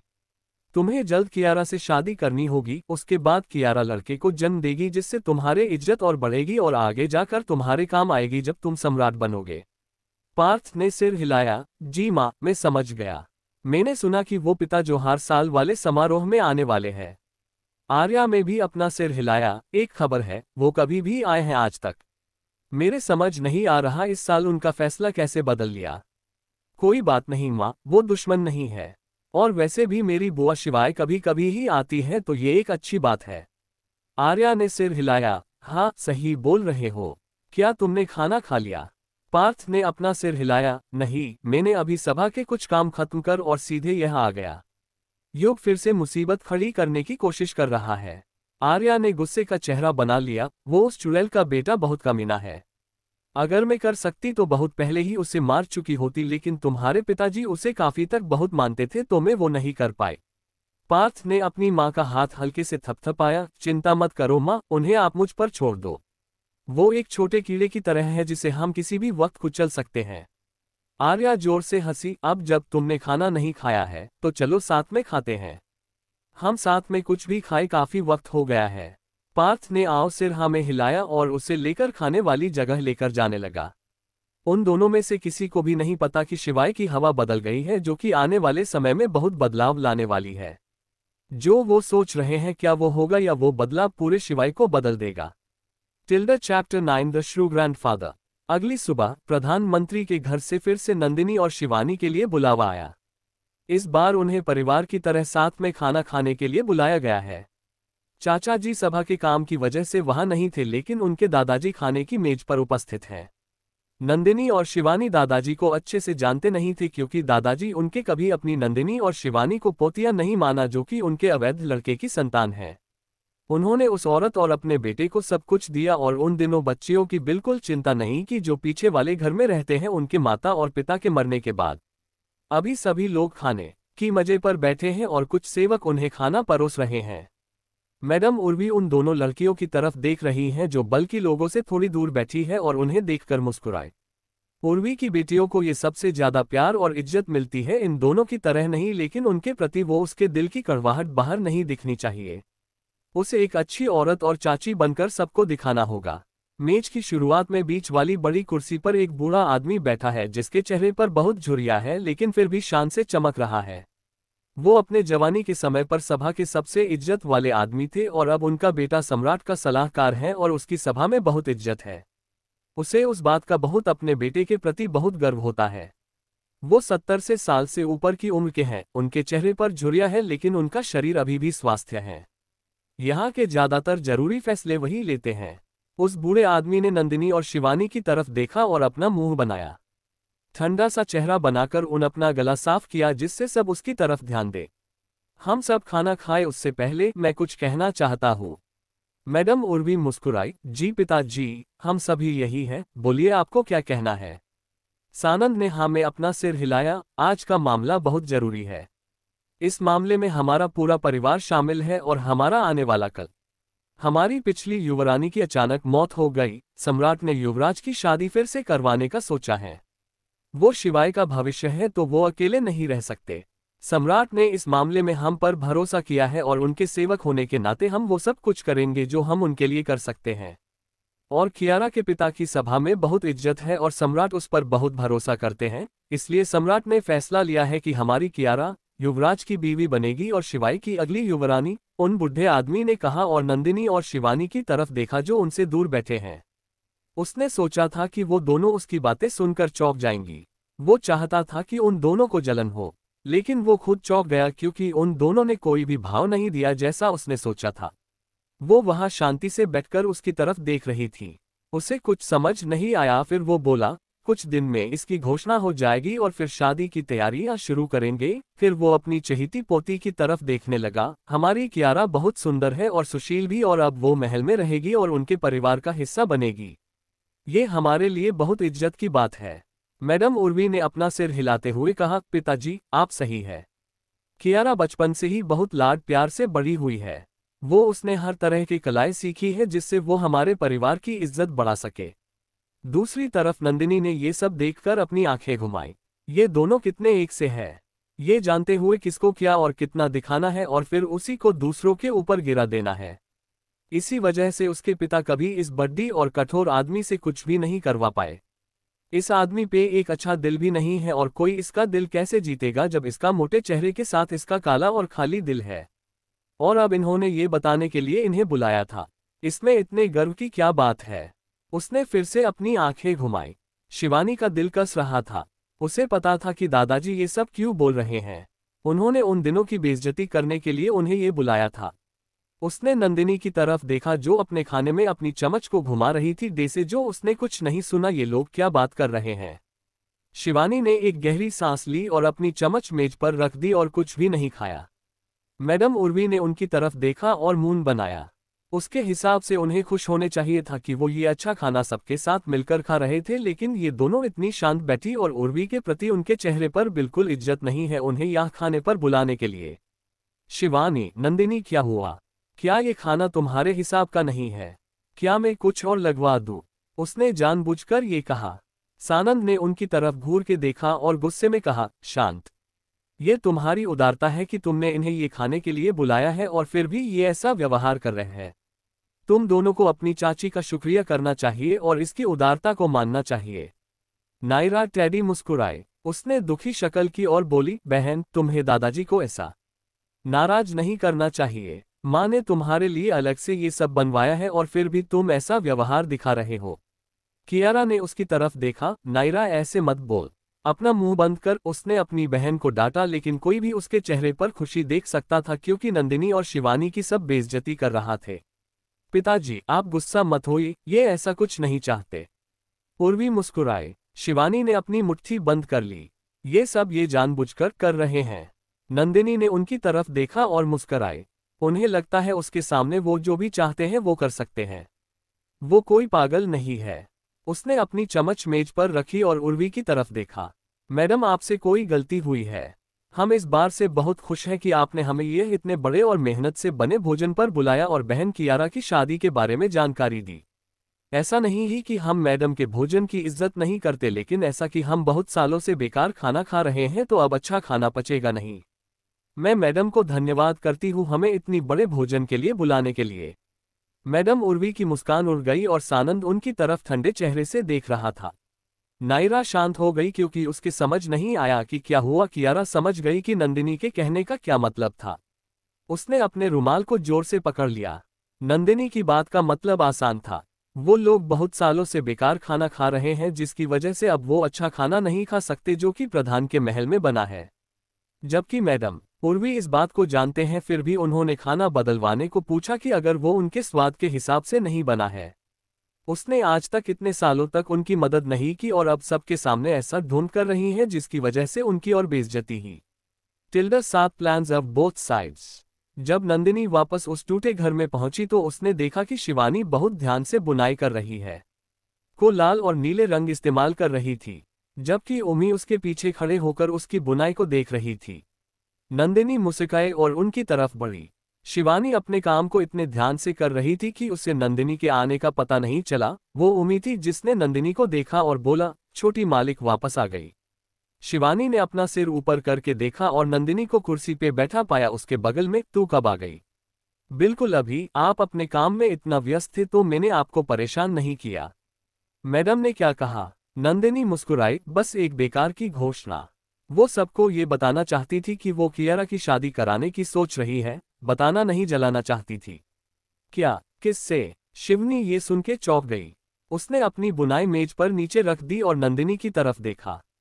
नंदिनी कुर्सी पर अच्छे से पीछे होकर बैठ गई और आलस में बोला, पार्थ महोदय। उसने युवराज बोलने के जगह सीधे उसका नाम लेकर बताया।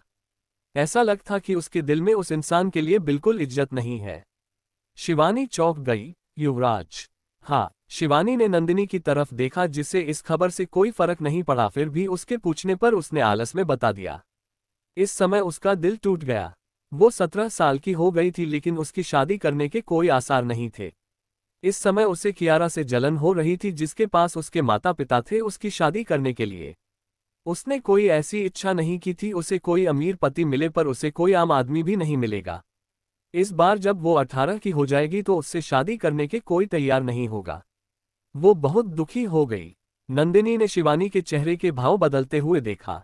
उसने एक अंदर ही अंदर गहरी सांस ली। उसकी पिछली जिंदगी में उसके पास कोई भाई बहन नहीं थे, लेकिन इस जिंदगी में उसे शिवानी अपने बड़ी बहन के रूप में मिली है। वो जानती थी कि 16 साल की उम्र पे हर लड़की शादी के लिए लायक हो जाती है, और अगर उसकी शादी 18 साल तक नहीं होती तो उसके लिए एक अच्छा पति मिलना मुश्किल हो जाता है। इस जिंदगी में उसे बदले लेने की चाह के साथ कुछ जिम्मेदारियां भी मिली हैं। उसे अपनी बहन के लिए एक अच्छा और काबिल पति ढूंढना होगा। राजकुमार से शादी करके जरूरी नहीं कि तुम खुश ही रहोगे, बड़ी दीदी, नंदिनी ने शिवानी को अपने दिमाग में घुसने से निकालने के लिए कहा। शिवानी ने उसी चेहरे से उसकी तरफ देखा बिना किसी भाव दिए। नंदिनी मुस्कुराई, मैडम बस अपनी पूरी जिंदगी के लिए ऐश और आराम चाहती है, लेकिन ये सब किसको बिन कुछ खोए मिलता है। ऊपर पहुंचने का कोई आसान रास्ता नहीं है, और अगर वो तुम्हें आसानी से मिल रही है मतलब अंत तुम्हारे लिए बहुत बुरा होगा। उसी की तरह उस भी सोचा था कि पार्थ से शादी के उसे सब खुशियां मिल गई क्योंकि पार्थ युवराज था और अब वो युवरानी थी। उसने वो सब किया जो वो कर सकती थी अपने पति के लिए, लेकिन वो हर चीज जो उसे आसानी से मिली थी उसकी वजह से उसकी मौत आग के समुद्र में हुई, वो भी तरह तरह के दाग उसके ऊपर लगे हुए। क्या वो वही था जो वो चाहती थी? नंदिनी क्या बोल रही है? शिवानी ने धीरे से पूछा। नंदिनी कुछ नहीं कर सकती थी। बड़ी दीदी, मैं ये कहना चाहती हूँ कि जिंदगी जीना आसान नहीं है, और बड़े महल में तो बिल्कुल नहीं, लेकिन आपको इस चीज को चिंता करने की कोई जरूरत नहीं है।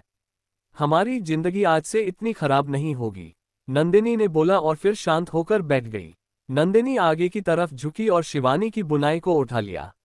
ओह, ये बुनाई बहुत अच्छी लग रही है। शिवानी में मुस्कुराते हुए वो बना हुआ रुमाल नंदिनी के हाथ में दे दिया अच्छे से देखने के लिए। ये तुझे अच्छा लगा? नंदिनी ने अपना सिर हाँ में बिलाया। आपके बुनाई करने का तरीका बहुत अच्छा है, लेकिन यह आकृति। शिवानी ने अपना सिर हिलाया। मेरे पे कोई अच्छी आकृति नहीं है, मेरे पास सिर्फ ये चपरासी का फूल ही था। ये किस तरह की आकृति है? नंदिनी ने पूछा। इसे क्रीवल कढ़ाई कहते हैं, माँ इसे किया करती थी और मैंने ये उनसे ही सीखा था। लेकिन इस फूल को चुने में ये अच्छा नहीं लगेगा क्योंकि मैंने ऊन के धागे इस्तेमाल नहीं किए हैं। ऊन इस तरह की कढ़ाई के लिए सबसे अच्छी होती है, शिवानी ने मुस्कुराते हुए कहा। नंदिनी ने थोड़ा सोचा। उसने अपनी पिछले जिंदगी में कई तरह की बुनाई और कढ़ाई देखी थी और खरीदी भी थी, लेकिन ये क्रीवल काफी अलग थी। उसने सोचा कि ऐसा कोई नहीं होता जो इस तरह की कढ़ाई कर सकता हो। वो सोच रही थी कि कैसे पैसे कमाए जाए क्योंकि उन्हें उसकी जरूरत थी।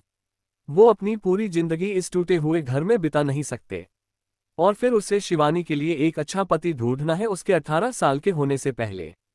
एक ऊपर उसके दिमाग में आया। बड़ी दीदी, अपनी कढ़ाई करने का तरीका बाकी लोगों से अलग है। आप कोई और तरह की कढ़ाई फिर जानती हो क्या? शिवानी ने हाँ में सिर हिलाया। माँ मुझे ज्यादा समय के लिए सिखा नहीं पाए, लेकिन उन्होंने कुछ मुझे सिखाए थे। मैं क्रॉस सिलाई कढ़ाई एक लेती हूँ और हक कढ़ाई आती है। कपड़ों का क्या? मेरा मतलब क्या आप कपड़ों पर कढ़ाई कर सकते हो? नंदिनी ने फिर से पूछा। कपड़ों पे कढ़ाई करना मुश्किल होता है, लेकिन अगर जरूरत पड़ी तो मैं कर सकती हूँ। लेकिन मेरे अकेले होने से मुश्किल होगी। लेकिन तुम ये सब क्यों पूछ रही हो? नंदिनी मुस्कुराई। विधि मेरे लिए एक कलम और एक कागज ले आ। विधि जो नंदिनी के पीछे ही खड़ी थी वो जल्दी से कागज और कलम लेने के लिए चली गई। शिवानी के समझ नहीं आ रहा था कि नंदिनी क्या सोच रही है। नंदिनी तू क्या कर रही है? चैट, युवराज की माँ आर्या। नंदिनी तू क्या कर रही है? नंदिनी मुस्कुराई, लेकिन उसने कोई जवाब नहीं दिया। उसने स्याही उठाए और कागज पे कुछ बनाने लगी। अपनी पिछली जिंदगी में उसने सब कुछ सीखा था और उसकी अच्छी कला थी चित्रकारी। वो किसी भी का भी चित्र बनाती थी और वो एकदम असली लगता था। ये एक ऐसी बात थी जिसके बारे में किसी को नहीं पता था, उसकी पुरानी दासी राशि की सिवाय, जिसकी मृत्यु हो गई पार्थ के हाथों जब मुझे तहखाने में डाला गया उसके बाद। ये शिवानी की आंखें उस देख के चौंक गई। उसने कागज की चित्रकारी की तरफ देखा। नंदिनी ने कागज उठाया और उसे सूखने के लिए उस पे फूंक मारा। आपको क्या लगता है बड़ी दीदी? नंदिनी ने शिवानी से पूछा। नंदिनी, ये बहुत सुंदर है, और जब ये आकृति कपड़े पे की जाएगी तो ये और भी सुंदर और मनमोहक लगेगी, शिवानी ने कहा। बड़ी दीदी, आपको लगता है राज्य में बाकी औरतों को ये कला पसंद आएगी? नंदिनी ने अपनी चित्रकारी की तरफ देखते हुए कहा। बिल्कुल, इतनी सुंदर चित्रकारी जब कढ़ाई के साथ मिलकर कपड़े पे करेंगे तो बहुत सुंदर लगेगा। मुझे लगता है कि राज्य की औरतें इससे बने एक रुमाल के लिए भी लड़ेंगी। है ना ओमी? जी, बड़ी मालकिन, ओमी ने सिर हिलाते हुए कहा। मैंने राज्य में बहुत औरतों को पढ़ते हुए देखा है, किसी भी नई चीज के लिए को बाजार में आती है। उन्हें सबको अपने हाथ में कोई भी नहीं और अलग चीज दिखाकर उसके बारे में बातें करने में बहुत मजा आता है। नंदिनी ने जोर से मुस्कुराकर कहा, ठीक है, फिर तय हुआ? क्या तय हुआ? शिवानी ने कहा। अब जब हमारे हाथों में इतनी अनमोल चीज है, जो उससे बेकार क्यों जाने देना। और वैसे भी प्रधान के घर वाले हमारी जिंदगी की बिल्कुल परवाह नहीं करते, तो हमें अपनी जिंदगी सुधारने के लिए हम खुद कुछ करना होगा। नंदिनी, तू सच कह रही है? शिवानी ने चौंकते हुए पूछा। नंदिनी ने अपना सिर हिलाया। हम ऐसे ही नहीं कर सकते न, और न ही हम ऐसे ही सकते हैं जब तक हम बूढ़े होंगे। लेकिन अगर मैडम को पता चल गया तो? शिवानी ने हिचकिचाते हुए पूछा। आप उसकी चिंता मत करो, हम वो सबके सामने नहीं करेंगे। हम सिर्फ ये पर अपनी कला दिखाएंगे, नंदिनी ने शिवानी से कहा और फिर उमी और विधि की तरफ मुड़ी। बाहर जाओ और एक ऐसी जगह ढूंढो जहां ज्यादा भीड़ न हो और ज्यादा सुनसान भी न हो। उसके बाद कुछ नए सेवकों को भी ढूंढो और काम पर रखो। महल का अंदर पार्थ एक पश्चिमी दिशा के कमरे की तरफ जा रहा है। पूरा गैलरी सुंदर पर्दे और मोमबत्तियों से सजी हुई है। द्वार पर खड़ी दो दासियों ने झूला पार्थ को इज्जत दी जब उन्होंने उसे देखा। पार्थ ने उनकी तरफ सिर हिलाया कमरे में जाने से पहले। माँ, अंदर जाते ही पार्थ ने कहा। एक औरत जिसकी उम्र 30 साल तक होगी, वो गुदगुदी कुर्सी पर बैठकर एक किताब पढ़ रही थी। उस औरत ने एक नारंगी रंग की पोशाक पहनी हुई है। उसके बाल ढीले तरीके से बांधे थे और उसके चेहरे पे आलस का भाव था। उस औरत की काफी उम्र होने के बाद भी वो इतनी सुंदर थी कि ऐसा लग रहा था कि वो अभी सिर्फ 20 साल की है। पार्थ की आवाज सुनकर उसने ऊपर देखा और मुस्कुराई। मेरा बच्चा, वो किसी फूल की तरह मुस्कुराई। पार्थ ने उसे नमस्कार किया और उसके बगल वाली कुर्सी पर बैठ गया। माँ, ये क्या है? मैंने सुना कि पिताजी ने मेरी शादी तय कर दी है। उसके सामने जो औरत थी वो कोई नहीं बल्कि पूरे शिवाय राजवंश की सम्राज्ञी आर्या थी और पार्थ की असली माँ। वो सम्राट शिवम की पहली और सबसे खास बीवी थी। क्या हुआ, तुमसे इस बात से खुशी नहीं हुई क्या? आर्या ने पूछा। पार्थ ने अपना नमे हिलाया। मुझे जानना है, मेरी बीवी के लिए अपने किसे चुना है? आर्या मुस्कुराई। वो हमारे प्रधानमंत्री की पहली बेटी कुमारी कियारा। वो सुंदर है और गुणवान भी। उसके पिताजी की सभा में बहुत इज्जत है और तुम्हारे पिताजी जानते हैं, अगर उन्हें अपनी सभा में संभालना है तो ये शादी जरूरी है। मुझे पता है ये फैसला अचानक लिया गया है, लेकिन इस बारे में तुम्हें भी अच्छे से सोचना चाहिए। पार्थ ने अपना सिर हिलाया। चिंता मत कीजिए माँ, मैं ऐसा कुछ भी नहीं करूंगा जिससे पिताजी इज्जत को कोई नुकसान हो। लेकिन क्या आपको लगता है ये कियारा पिछली वाली से अच्छी होगी? आर्या ने कहा। पिछली वाली की क्या? उस पागल को तेरे पे चिपकने के अलावा आता क्या था? वो औरत, उसने किया ही क्या तुम्हारे लिए? वो बोलती थी कि तुम्हें प्यार करती है और तुम्हारे प्रति वफादार है, लेकिन फिर भी उसने नहीं बताया कि वो चाबी कहाँ है। यही सही है कि वो मर गई। अगर वो जिंदा होती तो हमारे लिए मुसीबतें ही बढ़ती। उस औरत के बारे में मत सोच। वो पहले ही जा चुकी है और अब तुम्हें आगे बढ़ना है। तुम इस साम्राज्य के युवराज हो और तुम अकेले नहीं रह सकते। तुम्हें जल्द कियारा से शादी करनी होगी। उसके बाद कियारा लड़के को जन्म देगी जिससे तुम्हारे इज्जत और बढ़ेगी और आगे जाकर तुम्हारे काम आएगी जब तुम सम्राट बनोगे। पार्थ ने सिर हिलाया। जी माँ, मैं समझ गया। मैंने सुना कि वो पिता जो हर साल वाले समारोह में आने वाले हैं। आर्या में भी अपना सिर हिलाया। एक खबर है, वो कभी भी आए हैं आज तक? मेरे समझ नहीं आ रहा इस साल उनका फैसला कैसे बदल लिया। कोई बात नहीं माँ, वो दुश्मन नहीं है। और वैसे भी मेरी बुआ शिवाय कभी कभी ही आती है, तो ये एक अच्छी बात है। आर्या ने सिर हिलाया। हाँ, सही बोल रहे हो। क्या तुमने खाना खा लिया? पार्थ ने अपना सिर हिलाया। नहीं, मैंने अभी सभा के कुछ काम खत्म कर और सीधे यहाँ आ गया। युग फिर से मुसीबत खड़ी करने की कोशिश कर रहा है। आर्या ने गुस्से का चेहरा बना लिया। वो उस चुड़ैल का बेटा बहुत कमीना है। अगर मैं कर सकती तो बहुत पहले ही उसे मार चुकी होती, लेकिन तुम्हारे पिताजी उसे काफी तक बहुत मानते थे, तो मैं वो नहीं कर पाए। पार्थ ने अपनी माँ का हाथ हल्के से थपथपाया। चिंता मत करो माँ, उन्हें आप मुझ पर छोड़ दो। वो एक छोटे कीड़े की तरह है जिसे हम किसी भी वक्त कुचल सकते हैं। आर्या जोर से हंसी। अब जब तुमने खाना नहीं खाया है तो चलो साथ में खाते हैं। हम साथ में कुछ भी खाए, काफी वक्त हो गया है। पार्थ ने आओ सिर हाँ में हिलाया और उसे लेकर खाने वाली जगह लेकर जाने लगा। उन दोनों में से किसी को भी नहीं पता कि शिवाय की हवा बदल गई है, जो कि आने वाले समय में बहुत बदलाव लाने वाली है। जो वो सोच रहे हैं क्या वो होगा या वो बदलाव पूरे शिवाय को बदल देगा। Seek 10 half chapter repeat the श्रू ग्रैंडफादर। मेज की शुरुआत में बीच वाली बड़ी कुर्सी पर एक बूढ़ा आदमी बैठा है जिसके चेहरे पर बहुत झुर्रियां है लेकिन फिर भी शान से चमक रहा है। वो अपने जवानी के समय पर सभा के सबसे इज्जत वाले आदमी थे और अब उनका बेटा सम्राट का सलाहकार है और उसकी सभा में बहुत इज्जत है। उसे उस बात का बहुत अपने बेटे के प्रति बहुत गर्व होता है। वो 70 से साल से ऊपर की उम्र के हैं, उनके चेहरे पर झुर्रियां है लेकिन उनका शरीर अभी भी स्वस्थ है। यहाँ के ज्यादातर जरूरी फैसले वही लेते हैं। उस बूढ़े आदमी ने नंदिनी और शिवानी की तरफ देखा और अपना मुंह बनाया। ठंडा सा चेहरा बनाकर उन अपना गला साफ किया जिससे सब उसकी तरफ ध्यान दे। हम सब खाना खाए उससे पहले मैं कुछ कहना चाहता हूँ। मैडम उर्वी मुस्कुराई। जी पिताजी, हम सभी यही हैं, बोलिए आपको क्या कहना है। सानंद ने हाँ में अपना सिर हिलाया। आज का मामला बहुत जरूरी है। इस मामले में हमारा पूरा परिवार शामिल है और हमारा आने वाला कल। हमारी पिछली युवरानी की अचानक मौत हो गई। सम्राट ने युवराज की शादी फिर से करवाने का सोचा है। वो शिवाय का भविष्य है तो वो अकेले नहीं रह सकते। सम्राट ने इस मामले में हम पर भरोसा किया है और उनके सेवक होने के नाते हम वो सब कुछ करेंगे जो हम उनके लिए कर सकते हैं।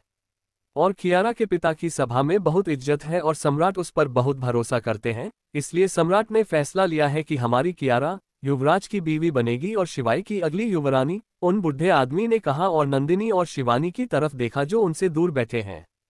उसने सोचा था कि वो दोनों उसकी बातें सुनकर चौंक जाएंगी। वो चाहता था कि उन दोनों को जलन हो, लेकिन वो खुद चौंक गया क्योंकि उन दोनों ने कोई भी भाव नहीं दिया जैसा उसने सोचा था। वो वहां शांति से बैठकर उसकी तरफ देख रही थी।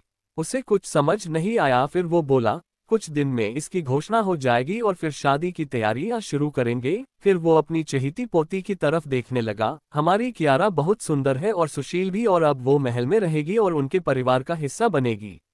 ये हमारे लिए बहुत इज्जत की बात है। मैडम उर्वी ने अपना सिर हिलाते हुए कहा, पिताजी आप सही है। कियारा बचपन से ही बहुत लाड प्यार से बड़ी हुई है। वो उसने हर तरह की कलाएं सीखी है जिससे वो हमारे परिवार की इज्जत बढ़ा सके। दूसरी तरफ नंदिनी ने ये सब देखकर अपनी आंखें घुमाई। ये दोनों कितने एक से है, ये जानते हुए किसको क्या और कितना दिखाना है और फिर उसी को दूसरों के ऊपर गिरा देना है।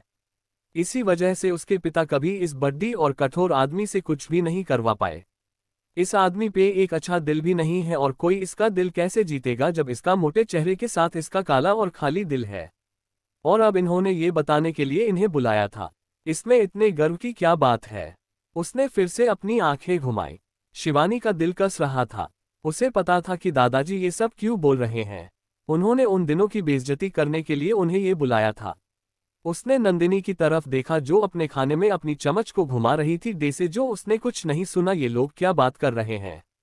शिवानी ने एक गहरी सांस ली और अपनी चम्मच मेज पर रख दी और कुछ भी नहीं खाया। मैडम उर्वी ने उनकी तरफ देखा और मुंह बनाया।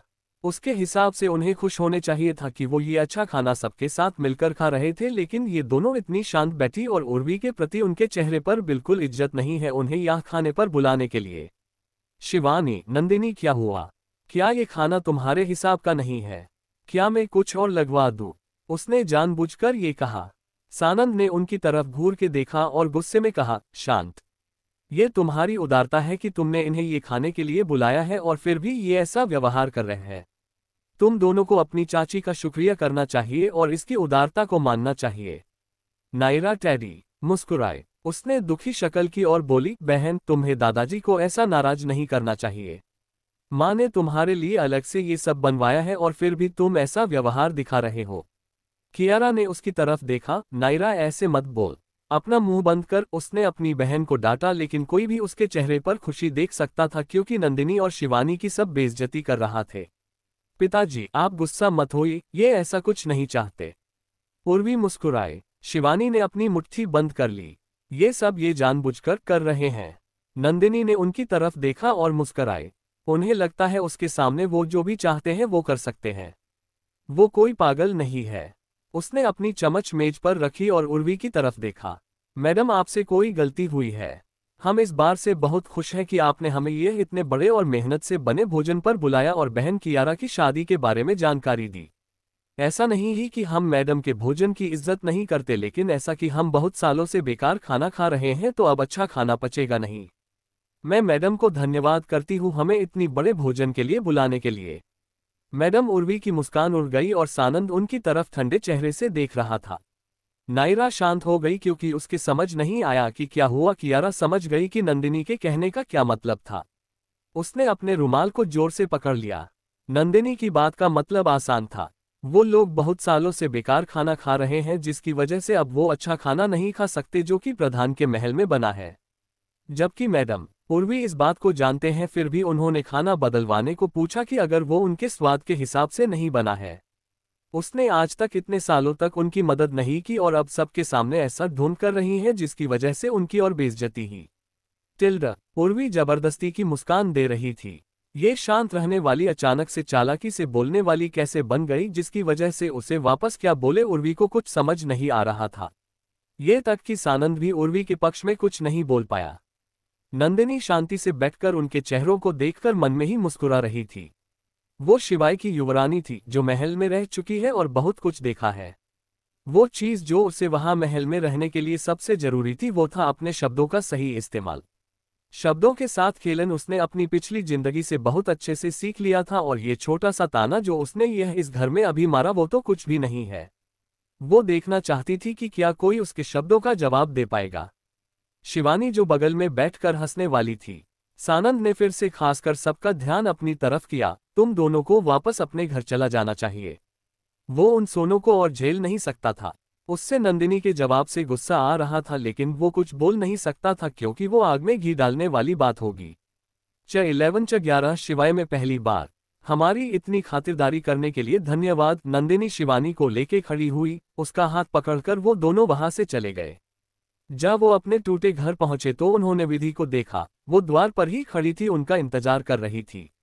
मालकिन विधि ने जब उन्हें आते हुए देखा तो उनकी तरफ भागकर पहुंच गई।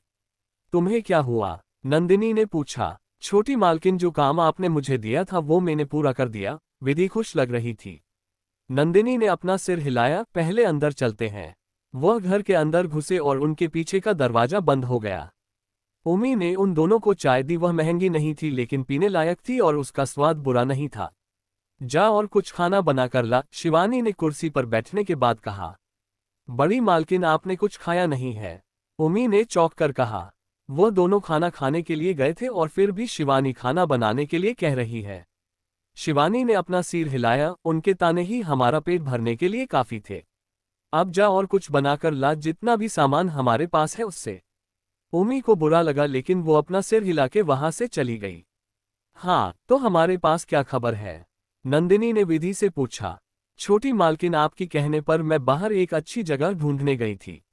हमारी राजधानी बहुत बड़ी है और यहाँ कोई अच्छी जगह ढूंढना बहुत कठिन है। यहाँ ऐसी कई दुकानें हैं जो छोटे से बड़े हो रही है और नाम कमा रही है। तो मैं अपने राज्य के उल्टे तरफ गई। वहाँ एक कपड़े की दुकान है जो अभी अच्छे से चल नहीं रही है। वहाँ का मालिक उसे दुकान को यहाँ तक कि बेचना चाहता है क्योंकि उसे अपना कर्ज देना है और दुकान से बिल्कुल कमाई नहीं हो पा रही है, विधि ने समझाया। नंदिनी ने थोड़ी देर के लिए सोचा। एक दुकान जो अच्छे से नहीं चल रही और उसका मालिक उसे बेचना चाहता है। वह दुकान अपना व्यापार करने के लिए एकदम सही है। और वहाँ की जगह कैसी है? वो जगह बिल्कुल वैसी है जैसी आपको चाहिए, न ज्यादा भीड़ है और न ज्यादा लोग हैं, विधि ने कहा। अच्छा है। नंदिनी, तू क्या करने की सोच रही है? नंदिनी शिवानी की तरफ देखकर मुस्कुराई। बड़ी दीदी, इस घर के लोग हमारी कोई चिंता नहीं करते हैं और न ही उन्होंने आज तक की है। जो मैं कर रही हूं वह है हमारे जीने के लिए एक सहारा ढूंढना। हम ऐसे नहीं जी सकते हैं। गंदी तरह का खाना खाना और इस टूटे हुए घर में रहना किसी भिखारी की तरह। सड़कों पर रहने वाले भिखारी की भी हमसे ज्यादा अच्छी जिंदगी होती है। लेकिन इस दुकान का क्या? क्या तू उसे खरीदने की सोच रही है? हाँ, शिवानी चौंक गई। क्या? लेकिन हमारे पास पैसे तो है ही नहीं। नंदिनी ने अपना सिर हिलाया। हमेशा एक रास्ता होता है कुछ करने का जब तुम्हारे पास पैसे नहीं होते। वो मुस्कुराई। पैसा ही हर चीज का जवाब नहीं होता। लेकिन विधि बोल रही है कि उस दुकान का मालिक दुकान को बेच रहा है। नंदिनी ने सिर हिलाया। हाँ मुझे पता है, लेकिन मेरे पास उससे भी बाद उसे देने के लिए कुछ उससे भी बड़ा है, उसके कर्ज से भी ज्यादा बड़ा। शिवानी को समझ नहीं आ रहा था कि नंदिनी क्या सोच रही है, और नंदिनी के शब्द भी शिवानी को बात समझने में कोई मदद नहीं कर रहे थे। उसने एक गहरी सांस ली और नंदिनी की तरफ देखा। उसे लगा कि उठने के बाद उसकी बहन पूरी बदल चुकी है। नंदिनी खड़ी हुई। मुझे जाकर उस जगह को देखना है अभी। नंदिनी ने सिर हिलाया। जितना जल्दी उतना सही। उनके चाचा जी ने उन्हें 2 बार बुला लिया है तो वह उन्हें फिर से बुलाएंगे, और अब कियारा उसे से जुड़ी हुई है तो नंदिनी को अपना बदला जल्दी से शुरू करना होगा और सब कुछ ऐसे करना होगा कहीं कुछ भी गलती ना हो और वह पार्थ को उसकी मौत तक लेकर जाए। शिवाय राजवंश के महल के बाहर बड़ी बड़ी रथें घूम रही है। हर कोई बता सकता है कि वह रथें शाही परिवार से थी। रथ के अंदर 2 जवान आदमी शराब पी रहे थे। इनमें से एक आदमी सफेद रंग का आदमियों वाला सूट पहना हुआ था और बहुत अच्छा दिख रहा था, जबकि दूसरा आदमी एक गहरा नीला आदमियों का सूट पहना था और ऐसा लग रहा था जैसे नर्क का राजा जमीन पर उतर आया है। इतने सालों के बाद अब पिताजी ने फैसला ले ही लिया शिवाय राजवंश में आने का, सफेद कपड़े पहने हुए वाले आदमी ने कहा। उन्हें बस कोई चाहिए जो जासूसी करे, नीले सूट वाले ने आलस में जवाब दिया। सफेद सूट वाले ने अपना सर हिलाया। तुम्हें ये बोलने की सच में बहुत हिम्मत है, अगर माँ ने सुन लिया तो माँ पक्का तुम्हारी डांट लगाएंगी। नीले कपड़े वाले ने सफेद कपड़े वाले की तरफ देखा और आंखें घूमाई। अगर माँ पिताजी से समय निकालकर यह बोल पाएंगी तो मुझे बहुत खुशी होगी। सफेद सूट वाला आदमी जोर से हंसा। पिताजी चाहते हैं कि वो हमेशा उनके साथ ही रहे। शिवाय राजवंश काफी गहरा दिखता है। मैंने सुना कि यहाँ की पुरानी युवरानी अचानक आग से जलकर मर गई तहखाने में। मेरे सूट वाले में हंसकर कहा। सच में बहुत खराब अंत। मुझे लगता है उसकी आत्मा बदले की आग में जल रही होगी और सोच रही होगी जिसने उसे मारा है उसकी जान कैसे लेनी है। तुम्हारा मतलब उनका खून किया गया? तुझे क्या लगता है? नीले कपड़े वाले आदमी ने पूछा। उसे पर खाने में कुछ कमरों के अलावा था ही क्या? कोई भी आदमी उसे दिखाने को बिना किसी की इजाजत के इतना जल ही नहीं सकता। ऐसे सोच रहा हूं कि उसे वहां पर काफी समय तक रखा होगा, लेकिन किस वजह से उसकी अचानक मौत हो गई। भूल जाओ उसके बारे में। सफेद सूट वाले ने अपना हाथ ऊपर करके कहा। उस सब से हमें कोई भी लेना देना नहीं, हमें सिर्फ यहाँ अपने ऊपर ध्यान देना है। फिर वो मुस्कुराया। अब जब मैं पहली बार शिवाय आया हूं तो मैं यहाँ से कुछ अच्छी चीजें अपने साथ ले जाना चाहता हूँ, कुछ खजाना जो यहाँ कीमती है। नीले सूट वाले आदमी ने उस आदमी की तरफ देखा और अपनी आंखें फिर से एक बार घुमाई और फिर बंद कर ली। फिर पूरी रथ शांति से फिर से भर गई, सिर्फ घोड़े की आवाज आ रही थी। Chapter 12 madam Urvi's sinister plan. Shivaay Rajvansh के महल के बाहर बड़ी बड़ी रथें घूम रही है। हर कोई बता सकता है कि वह रथें शाही परिवार से थी। रथ के अंदर 2 जवान आदमी शराब पी रहे थे। इनमें से एक आदमी सफेद रंग का आदमियों वाला सूट पहना हुआ था और बहुत अच्छा दिख रहा था, जबकि दूसरा आदमी एक गहरा नीला आदमियों का सूट पहना था और ऐसा लग रहा था जैसे नर्क का राजा जमीन पर उतर आया है। इतने सालों के बाद अब पिताजी ने फैसला ले ही लिया शिवाय राजवंश में आने का, सफेद कपड़े पहने हुए वाले आदमी ने कहा। उन्हें बस कोई चाहिए जो जासूसी करे, नीले सूट वाले ने आलस में जवाब दिया। सफेद सूट वाले ने अपना सर हिलाया। तुम्हें ये बोलने की सच में बहुत हिम्मत है, अगर माँ ने सुन लिया तो माँ पक्का तुम्हारी डांट लगाएंगी। नीले कपड़े वाले ने सफेद कपड़े वाले की तरफ देखा और आंखें घूमाई। अगर माँ पिताजी से समय निकालकर यह बोल पाएंगी तो मुझे बहुत खुशी होगी। सफेद सूट वाला आदमी जोर से हंसा। पिताजी चाहते हैं कि वो हमेशा उनके साथ ही रहे। शिवाय राजवंश काफी गहरा दिखता है। मैंने सुना कि यहाँ की पुरानी युवरानी अचानक आग से जलकर मर गई तहखाने में। मेरे सूट वाले में हंसकर कहा। सच में बहुत खराब अंत। मुझे लगता है उसकी आत्मा बदले की आग में जल रही होगी और सोच रही होगी जिसने उसे मारा है उसकी जान कैसे लेनी है। तुम्हारा मतलब उनका खून किया गया? तुझे क्या लगता है? नीले कपड़े वाले आदमी ने पूछा। उसे पर खाने में कुछ कमरों के अलावा था ही क्या? कोई भी आदमी उसे दिखाने को बिना किसी की इजाजत के इतना जल ही नहीं सकता। ऐसे सोच रहा हूं कि उसे वहां पर काफी समय तक रखा होगा, लेकिन किस वजह से उसकी अचानक मौत हो गई। भूल जाओ उसके बारे में। सफेद सूट वाले ने अपना हाथ ऊपर करके कहा। उस सब से हमें कोई भी लेना देना नहीं, हमें सिर्फ यहाँ अपने ऊपर ध्यान देना है। फिर वो मुस्कुराया। अब जब मैं पहली बार शिवाय आया हूं तो मैं यहाँ से कुछ अच्छी चीजें अपने साथ ले जाना चाहता हूँ, कुछ खजाना जो यहाँ कीमती है। नीले सूट वाले आदमी ने उस आदमी की तरफ देखा और अपनी आंखें फिर से एक बार घुमाई और फिर बंद कर ली। फिर पूरी रथ शांति से फिर से भर गई, सिर्फ घोड़े की आवाज आ रही थी। टिल्डा। रात में जब प्रधान घर लौटकर आए तो मैडम उर्वी उनका इंतजार कर रही थी। उन्होंने एक लाल रंग की पोशाक पहनी थी जिससे उनका शरीर धक कम रहा था और दिख ज्यादा रहा था। उन्होंने अपना सारा श्रृंगार किया हुआ था जिसकी वजह से वो अभी सुंदर लग रही थी। वो एक चालाक औरत है। उसने पहले एक बार प्रधान को अपने जाल में फंसा लिया था और उससे शादी कर ली थी और उसके साथ अमीरी की जिंदगी जी रही थी। उसे प्रधान को पहली बार देखते ही प्यार हो गया था और प्रधान की इज्जत और पैसे के बारे में जानने के बाद उसने प्रधान को फंसाने में कोई कसर नहीं छोड़ी। प्रधान अपने सभा के काम से काफी थक गया था, लेकिन अपनी बीवी को बिस्तर पर बैठकर देखकर उसकी थकान चली गई। पतिदेव आप आ गए, उर्वी ने अपने चेहरे पर एक मुस्कुराहट लाई और बिस्तर पर से उठी। वो प्रधान की तरफ मटक के चली और मुस्कुराए, आपके कपड़े बदलने में आपकी मदद करती हूँ, आप थक गए होंगे। उसने उनका कोट हटा दिया। तुम मेरा इंतजार कर रही थी। आप इतनी मेहनत से कम कर रहे थे, मैं चैन से कैसे सो जाती। पतिदेव मैं आपकी बीवी हूं और आपकी थकान हटाना मेरा काम है। उर्वी ने प्रधान की ओर देखा। तुम अभी बहुत सुंदर हो। प्रधान ने अपने सारे कपड़े हटा दिए और अपनी बीवी को गोद में ले लिया। पतिदेव आप पहले नहा क्यों नहीं लेते? मैं बाद में नहा लूंगा, पहले तुम्हारी थोड़ी सेवा कर दूं। कुछ देर बाद उर्वी अपना सिर प्रधान के सीने पर रखकर लेती हुई थी। उसके चेहरे पर एक बड़ी मुस्कान थी। पतिदेव मुझे आपसे कुछ बात करनी है। बोलो क्या बात है? जैसा तुमने कहा कि सम्राट हमारी कियारा के नए युवरानी होने के लिए पत्र भेजेंगे, क्या वो सच है? कोई गड़बड़ तो नहीं होगी? नहीं, सम्राट सोचते हैं कि हमारी कियारा पुरानी वाली से काफी बेहतर है, इसीलिए बिल्कुल वह इस शादी को बड़ा माला समझते हैं और युवराज को भी शादी से कोई दिक्कत नहीं है। मुझे नहीं लगता कि कोई अड़चन आएगी। युवराज जैसा अच्छा आदमी हमारी बेटी को मना कैसे कर सकता है? हमारी कियारा सुंदर है और गुणवान है, सबसे अच्छे से बात करती है, सबकी इज्जत करती है। जब युवराज उसे खुद मिलेंगे तो वो उसे पसंद करने लगेंगे। तुम सही हो, प्रधान ने सिर हिलाया। महल में जल्द ही एक समारोह होगा जिसमें सम्राट ने कहा है कि पूरे राज्य की कुंवारी लड़कियां वहां जरूर जाए। उर्वी ने बुरी सी शक्ल बनाई, उन दोनों नीच लड़कियों को भी। उसने फिर से बुरा मुंह बनाया। हमारे पास कोई अधिकार नहीं है, हम सम्राट की बात नहीं टाल सकते। आप चिंता मत करो, उर्वी ने गंदी सी मुस्कान दी। मुझे जिस बारे में बात करनी थी कि अब जब कियारा की शादी तय हो गई है तो हमें शिवानी की भी शादी करवा देनी चाहिए। शिवानी? जी, वो कियारा से उम्र में बड़ी है और अगर ज्यादा दिन वो यहाँ रहेगी, चाहे भी हमारे घर न रहते हो, लेकिन बाकी लोगों के लिए तो वो हमसे अब भी जुड़े हुए हैं। सभी लोग सोचेंगे कि बड़ी बहन की अभी तक शादी नहीं हुई और छोटी बहन की शादी राजकुमार से हो रही है। पतिदेव यह आपकी इज्जत पर भारी पड़ेगा। उर्वी ने कहा। वह तो ठीक है, लेकिन तुम शिवानी के लिए लड़का कहाँ से लाओगी? मुझे नहीं लगता कि कोई अच्छा आदमी उसकी तरह टूटे हुए घर में रहने वाले से शादी के लिए मानेगा, प्रधान ने गुस्से में कहा। प्रधान उन दोनों बच्चों और उनके बाप को बहुत नफरत करता था। उनकी मां ने उनके पिता को फंसाया और फिर मर गई।